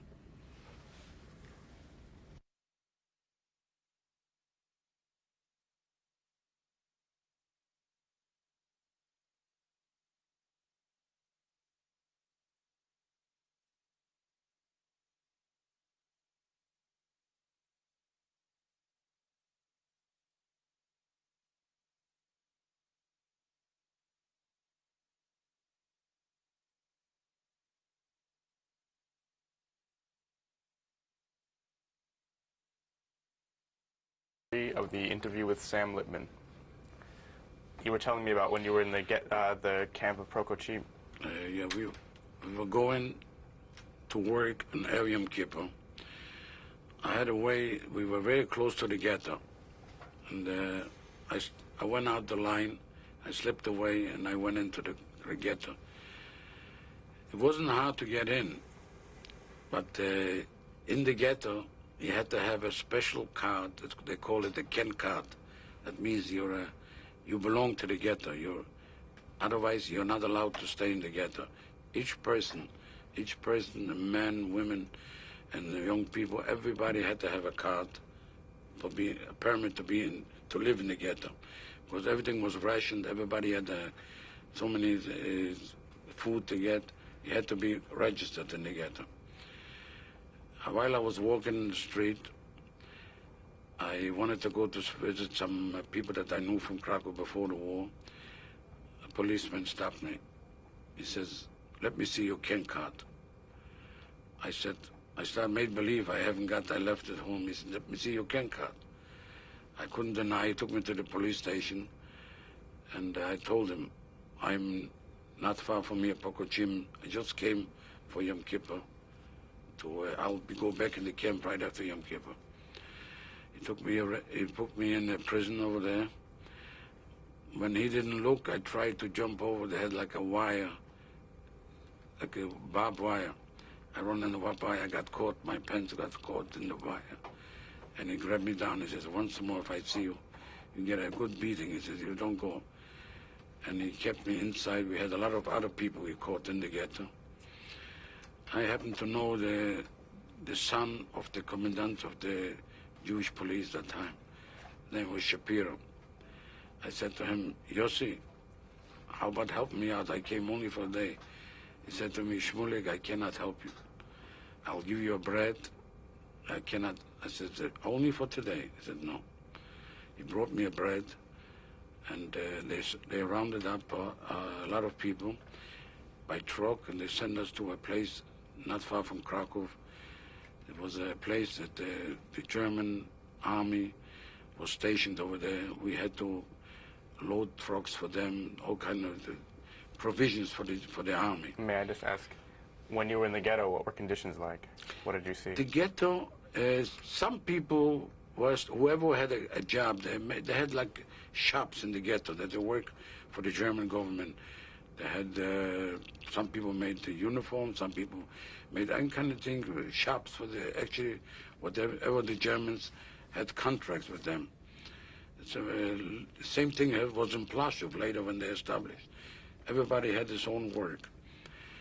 And whoever wasn't allowed to be in ghetto, or you didn't have a special card, you couldn't even show your face, because right away they arrested and sent it away in other places. So I was sent to this called, and not for, they called the Truppenwirtschaftslager, means for the German army, that they needed some kind of anything that the army needed. It wasn't the camps around it. We were mostly like barracks, And the Germans, some patrols, they were patrolling. They said to us, whoever runs away, we will all be responsible for each other. And that's exactly what happened. One night, a few fellows went away. They surrounded the whole place, and they took out, they told us, everybody's responsible for each other. They caught a few fellows, and they hung them in the camp. They told them, from now on, whoever runs away, you'll be responsible. They took every 5 or 10 men. And we were there sometimes, maybe a month or two, and then they sent us back to the ghetto. And they sent us to the ghetto, what it's called the ghetto. It was a ghetto A, and ghetto B. They sent us to ghetto B, where people actually, they could be sent out any time. These people, most of them, didn't have any establishment. They didn't have the right card. Then they sent me to Plaszow. They took us, that's when they opened the Plaszow camp. The Plaszow camp was situated on a new cemetery. This was outside, not far from the ghetto, called Podgórz in Krakow. Krakow was divided on 2 parts. The main part, and then was Podgórz, means underneath the mountain. And the camp was this camp established on the cemetery. The street was called the Jeruzalemska, Jerusalem.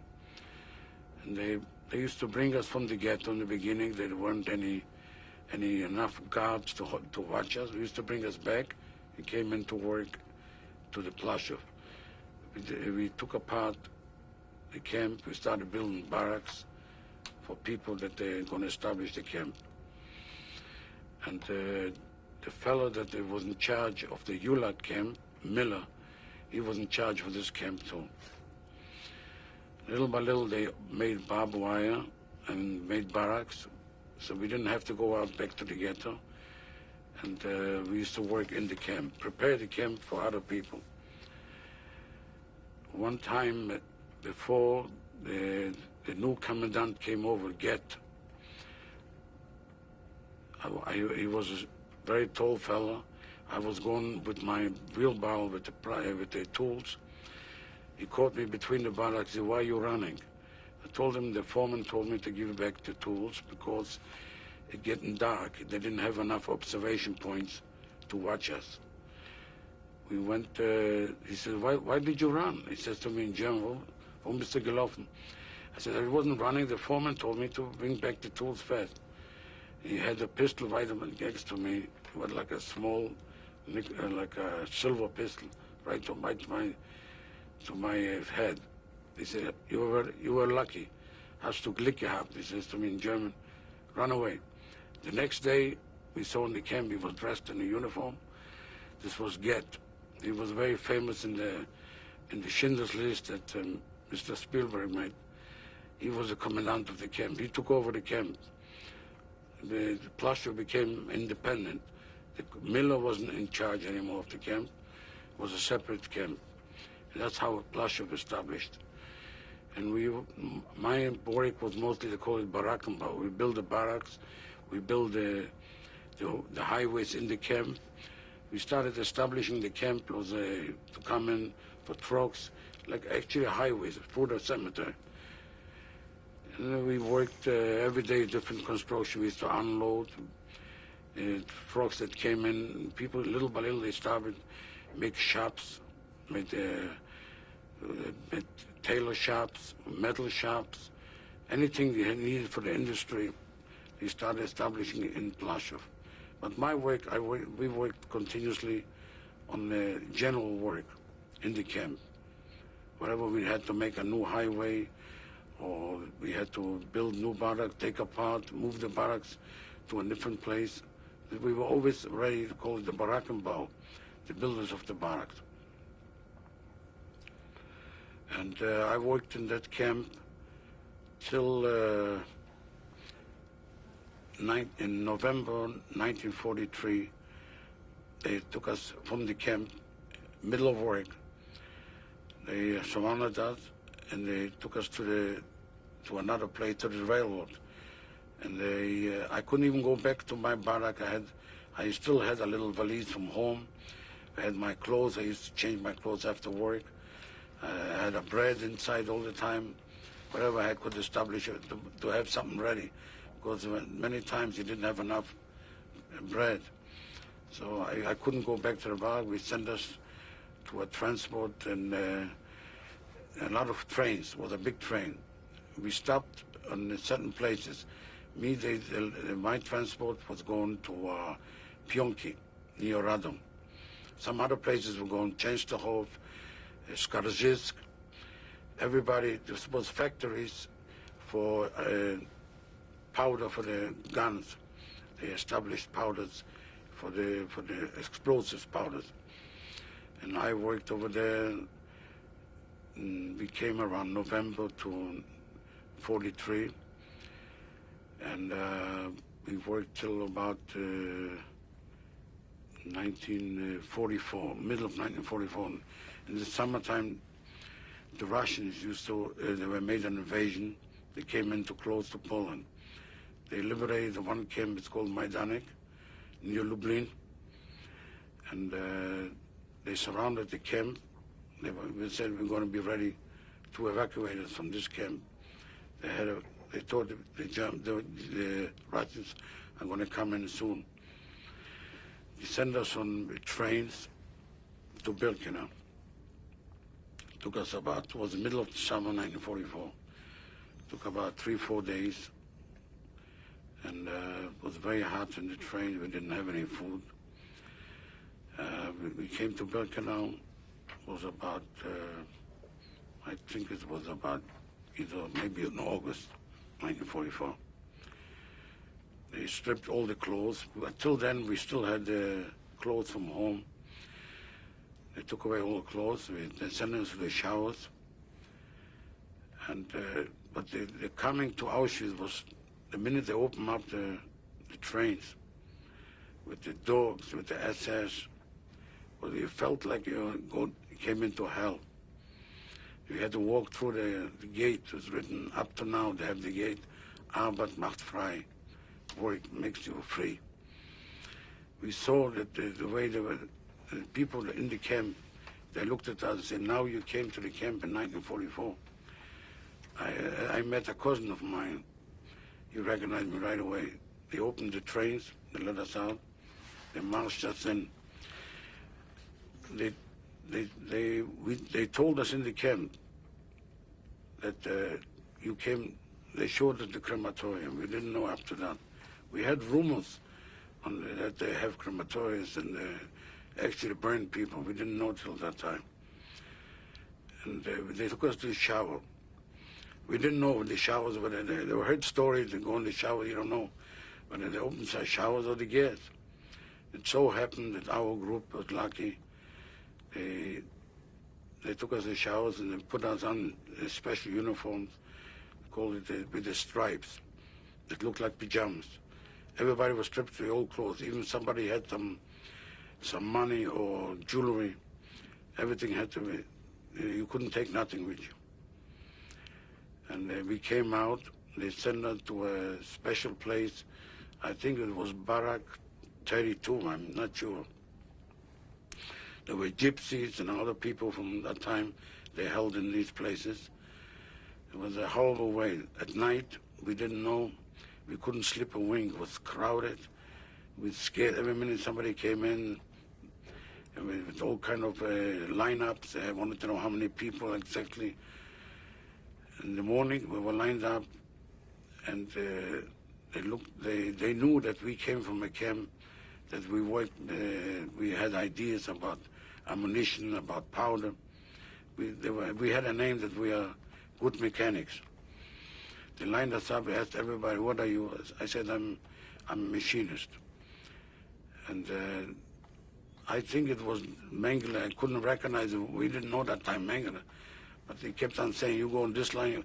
He made a finger, kept on pointing which way to go. I was going, we were all nude. We didn't have any clothes. They stripped us all. They wanted to see whether everybody is healthy. We don't have any all kind of sicknesses. And then they lined us up. and they put us on truck. We came to a place, it's called Sosnovitz. It's about maybe a 1 hour ride by truck from Birkenau. I was only one night in Birkenau. They gave us a uniform, they gave us a number. I have a number on my arm, 620. It's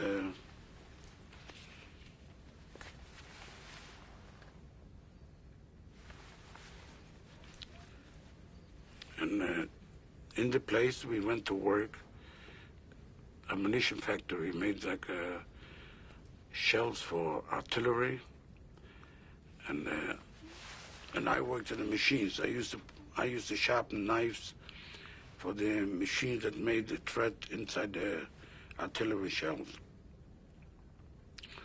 We were there from midsummer 1944 till January 1945.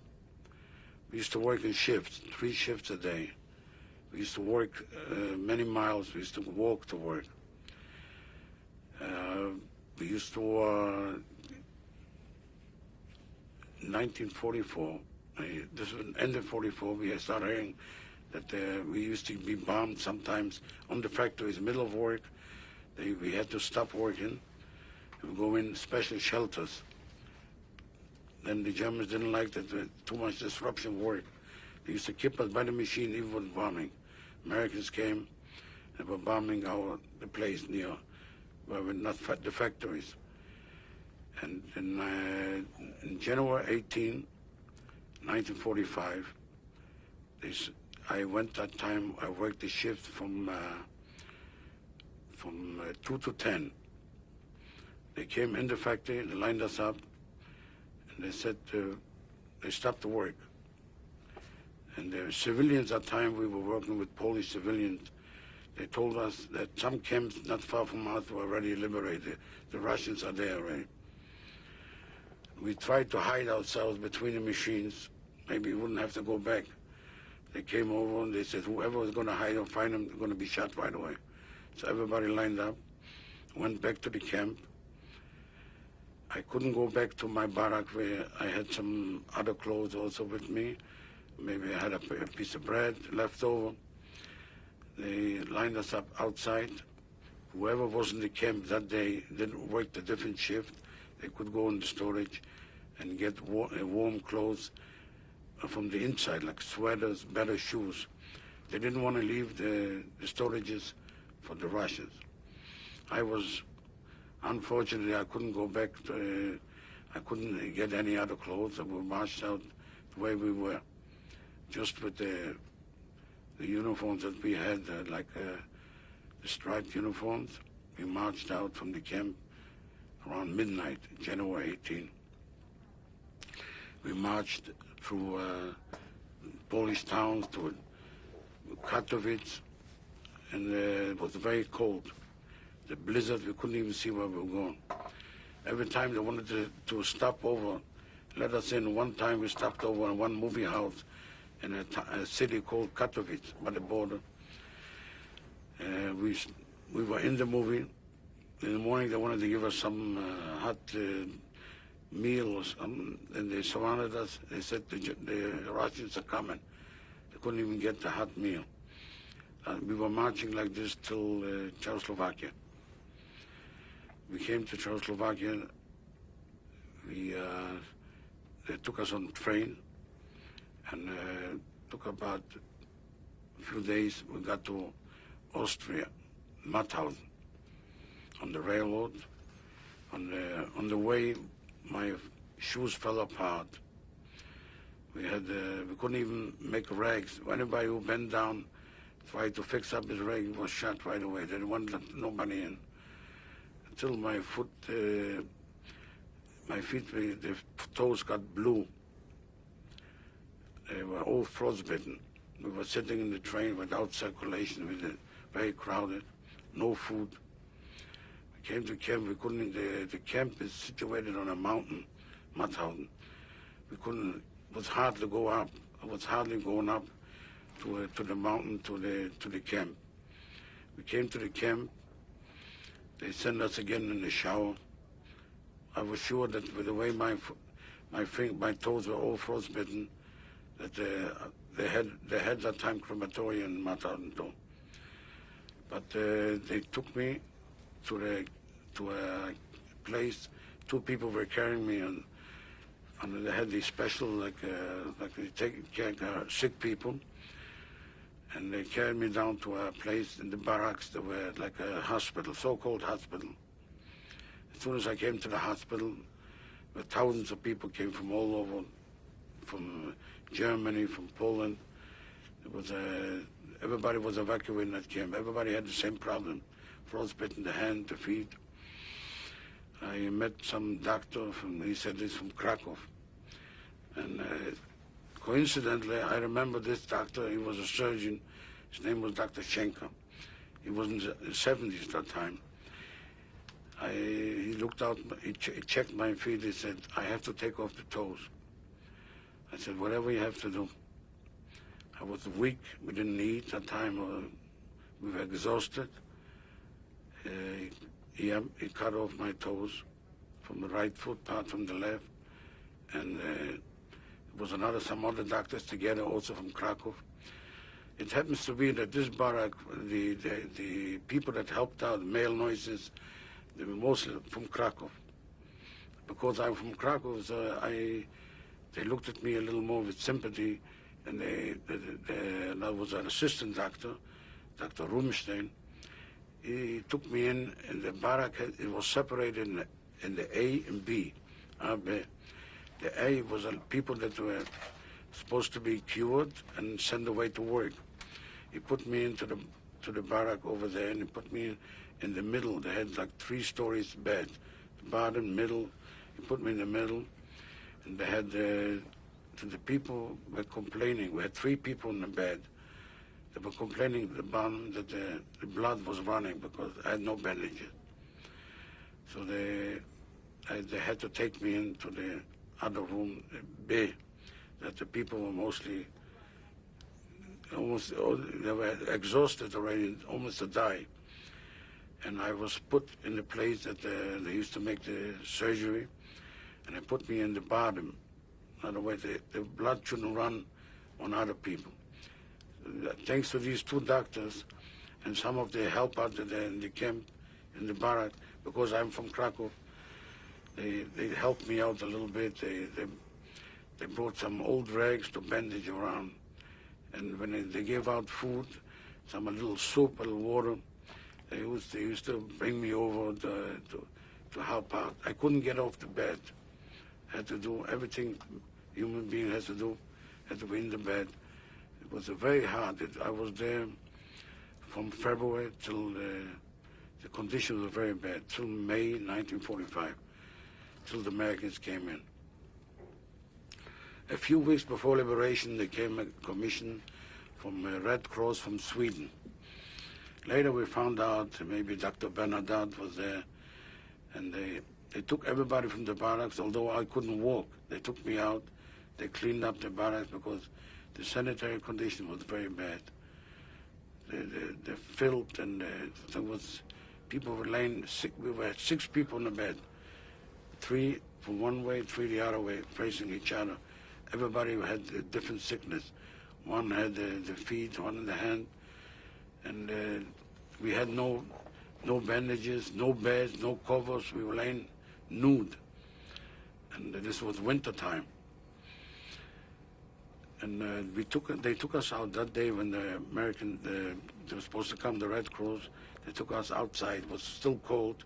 This was end of April, 1945. They had to clean up the barrack because they were ashamed to show the Red Cross what condition we were. And they cleaned up everything. They put new condition. They had like a straw bed from straw. But even the paper that covered up the straw was also made from the paper. They changed everything. They put us clean a little more, and they gave everybody one long shirt, like an undershirt. We should look more, a little presentable. And they started giving us a little better, some more bread. They used to give 22 people bread. They asked, especially the Jewish, they lined them up every time. They asked who is Jewish, who is non-Jewish. They called Aryan.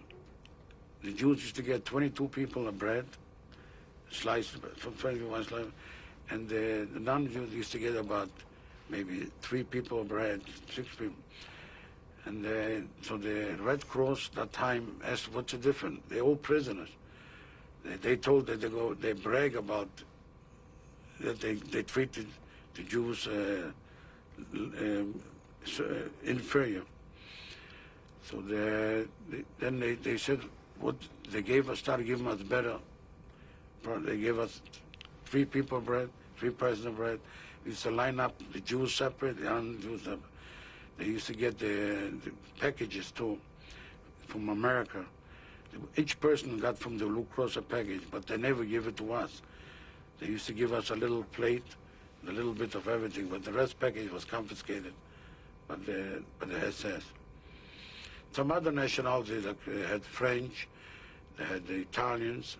They used to get the Red Cross packages, except we didn't have anything. In 1945, on May 5th, we heard already that the Americans had come. We didn't know the Americans or the British. We heard that shells day and night, shelling. And one morning was May 1st. We heard that the SS ran away. They had like the Austrian gendarmerie, they called it the militia. They took over the camp, and the establishment started getting a little easier. They figured the Americans are going to come. It took another 5 days until the Americans came in. Americans came in. I was on May 5th. I couldn't go out of bed to see him. Whoever I had could walk a little bit to go out to see him, could meet Americans. There was a lot of joy.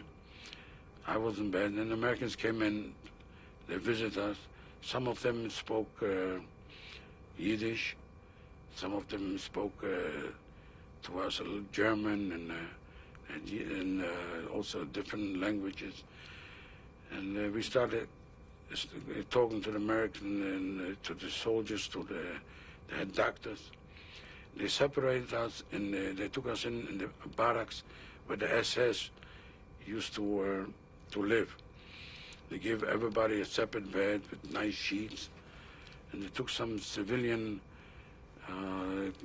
people from the towns near Mauthausen, and they're supposed to take care of us, give us wash and cleaning up all the barracks.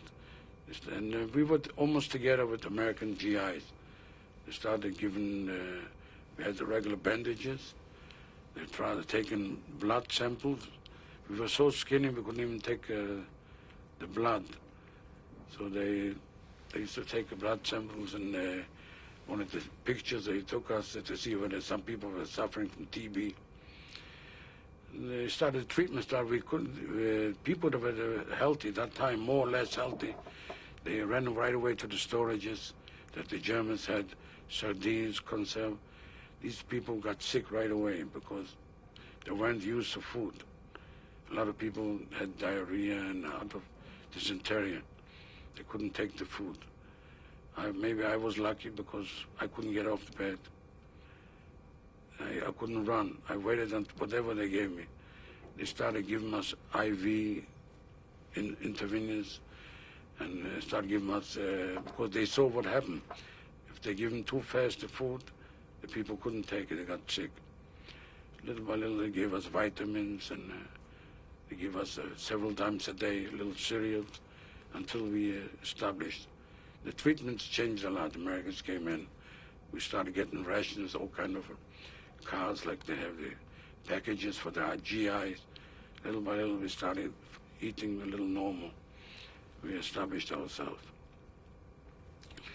And then after about a month or so, they took us back to the main camp in Mauthausen. They told the people, everybody has to go back from where it came. I'm from Poland, people from Austria, from Czechoslovakia, from Italy, everybody got to go home to their own nationalities. They asked me, where you want to go? I told them that time I want to go to Palestine. And one day, the Jewish brigade was stationed in Italy. They came to the camp, and they started saying in loudspeakers, whoever wants to go to Palestine should register, and who can come with us. At the time, the order was everybody should go to their own country. I didn't want to go back to Poland. I had nobody in Poland left over. And the man who was in charge of the camp, he said he has orders everybody should go back from to the country that they came from. They were arguing back and forth, and it was a compromise. Whoever wants to go with the Jewish brigade, they had trucks lined up outside from the camp, should go outside from the camp. In other words, not he's given the permit. So this was a compromise. It was a big. Later on, I found out that there was a big argument between the Jewish brigade soldiers and the commandant from the camp. And we walked out from the camp.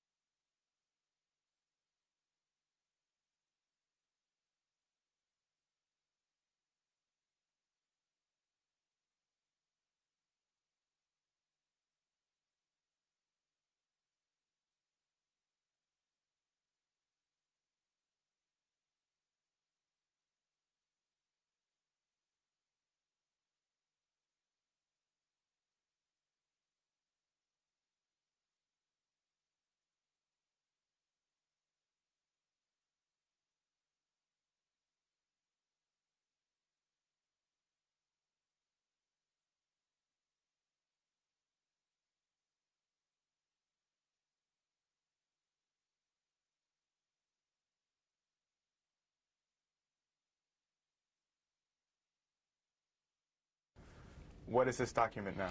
This document, each person that was in concentration camp in Mauthausen, when we were liberated, each person had a Ausweis, they call it in German, a provisional identification card that we were in Mauthausen camp.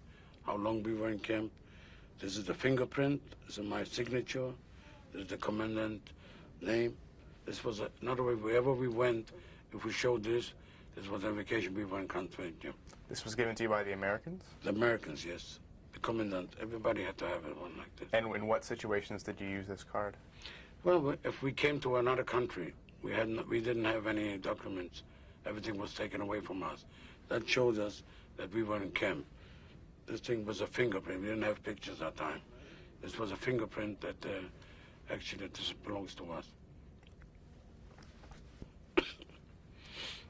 What is this? This is identification that were given to us in Italy. If we went someplace, it showed that this is the person. That time we already got a picture of it too. If you go on the street, somebody asks you who you are. And how old were you when this picture was taken? This picture must have been around, I think, 19. And this was in 1945 or 46? This is 46. 46. And what nationality does it say that you are? Polish. Polish. Mm. This is a document from Poland? This is a copy of a birth certificate from Poland. It's written in Polish, odpis. That means it's a copy, because I didn't have any documents after the war. I rode away to Poland, to the American embassy, and they gave us, sent away to the town of Košice. It has the other side too, you could see. What information is on this first side? When I was born, where I was born, and the name of my parents, and what the profession my parents. And this is from Košice? Košice, yes, that's where I was born. This is the other side of the birth certificate. This is a Polish stamp on both sides. It tells you also what kind of a profession, the rest information about my family.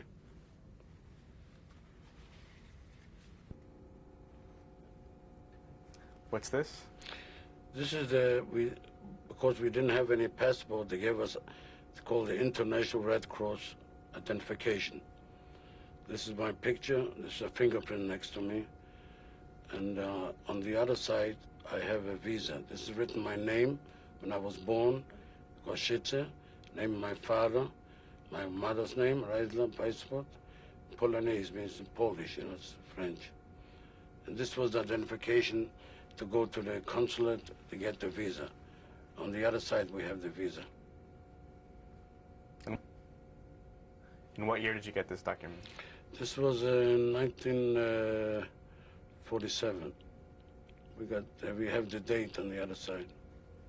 It's written here, June 1946. I was given this in Naples, but the visa I got in May 1947. And that was the visa to come to the United States? Yeah, the other side is the visa. This is your visa?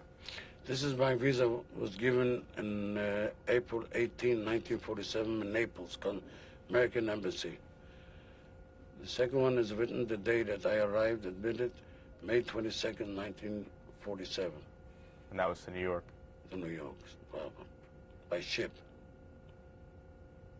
But you're not, you don't have to. Okay. Actually, it's written in French, the Comité International, La Croix Rouge. This was issued to you by French authority? Or how? They're called the Red Cross. Mm-hmm.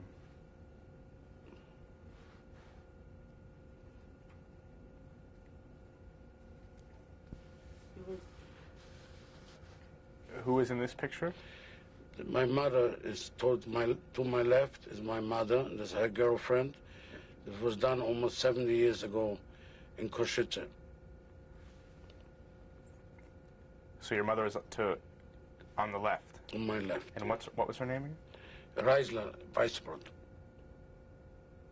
And when was this picture taken? Approximately, there's no date on the other side. Maybe in 70 years ago. Maybe there is a date. You want to turn on the other side? Can you tell me the date of this picture? This date, the pictures was about 1920, November 14th, 1920. Who is in this picture? This is my mother to my right and my mother's sister to my left. She lived in New York. My mother sent her the picture. She went to a photographer. She added up her picture and made one picture for both and mailed it back to Europe. What was your mother's sister's name? My mother's sister's name was Gita. Gita Baylor from her husband. From home, Weisbrot.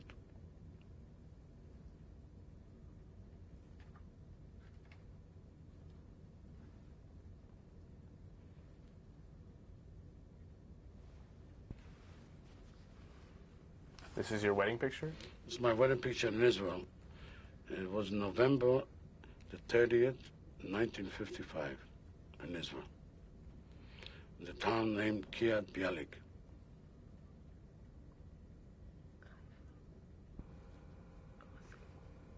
Who is in this picture? This picture is my daughter, my son-in-law, and the two grandchildren. What are all their names? To the right, Jacqueline. To the left, Jennifer. My daughter's name is Rosalie, after my mother, and the husband, David Cohen.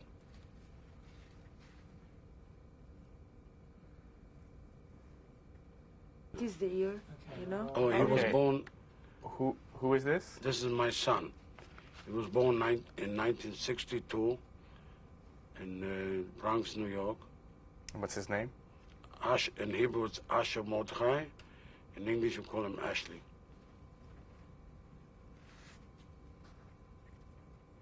Where were these pictures taken? This picture was taken in Rome in 1945. I remember, I think it's in November 1945. The right side, I wear British uniform. That time we didn't have too many civilian clothes. So I wore, this is a British uniform. And to my left, I'm with a friend of mine. We're sitting by the fountain, the very famous fountain They call it 3 coins and a fountain. This is right by the fountain. People throw in pennies and money over there. Thank you. What's happening in this picture? This picture to my right is when I came to the United States on the ship. One of the sailors caught me when I was just falling asleep on the ship, relaxing. Where were these pictures taken? These pictures were taken in Italy. To my left, it's myself. This was an American uniform. And the picture above, with the number 17, this was in the hospital. I'm in the center. I was that time treated. They made a plastic surgery in Italy. This was in 1946. Here's the name of the number of the bed, 17. This is my friends on both sides. One is my cousin to my right, and the rest are friends. And the bottom is also myself and another friend. Why do you have so many pictures of yourself in uniform? That time we didn't have any civilian clothes. I had maybe one jacket and pants. We didn't have any. Mostly we had the GIs, whatever they gave us. And it was very practical for Italy. It was easy to wash, and it comes out.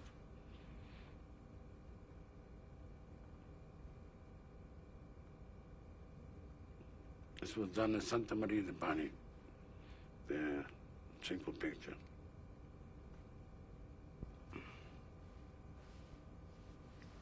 This was taken in 1946, and they have one picture that I'm in the hospital. This was Santa Maria de Leuca, and the other 2 pictures, the single and with my friend Santa Maria de Bani, South Italy.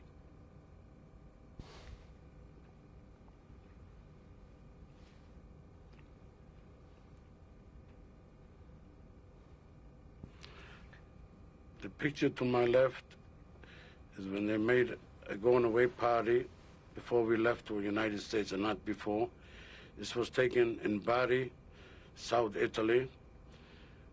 We are in the center, myself and another friend. We both left for America, and they made a party for us. Who are all the people at the party? They're all the friends that we lived in the same place, like one of the barracks over there before. No, but where are you? I am right here, with the glass in the hand. So what you mentioned this. Okay? I'm right here with the glass in the hand. Next to me is my good friend Martin Lifshitz. We are friends up to now. We live very close. Where were these pictures taken? These pictures were taken in the Bronx, New York. The left picture is in the park near a lake. The other 2 pictures on my right is on the Orchard Beach in the Bronx. The fellow that I'm on my shoulder, his name is Jerry. When were they taken? This must have been taken in 1950, 51.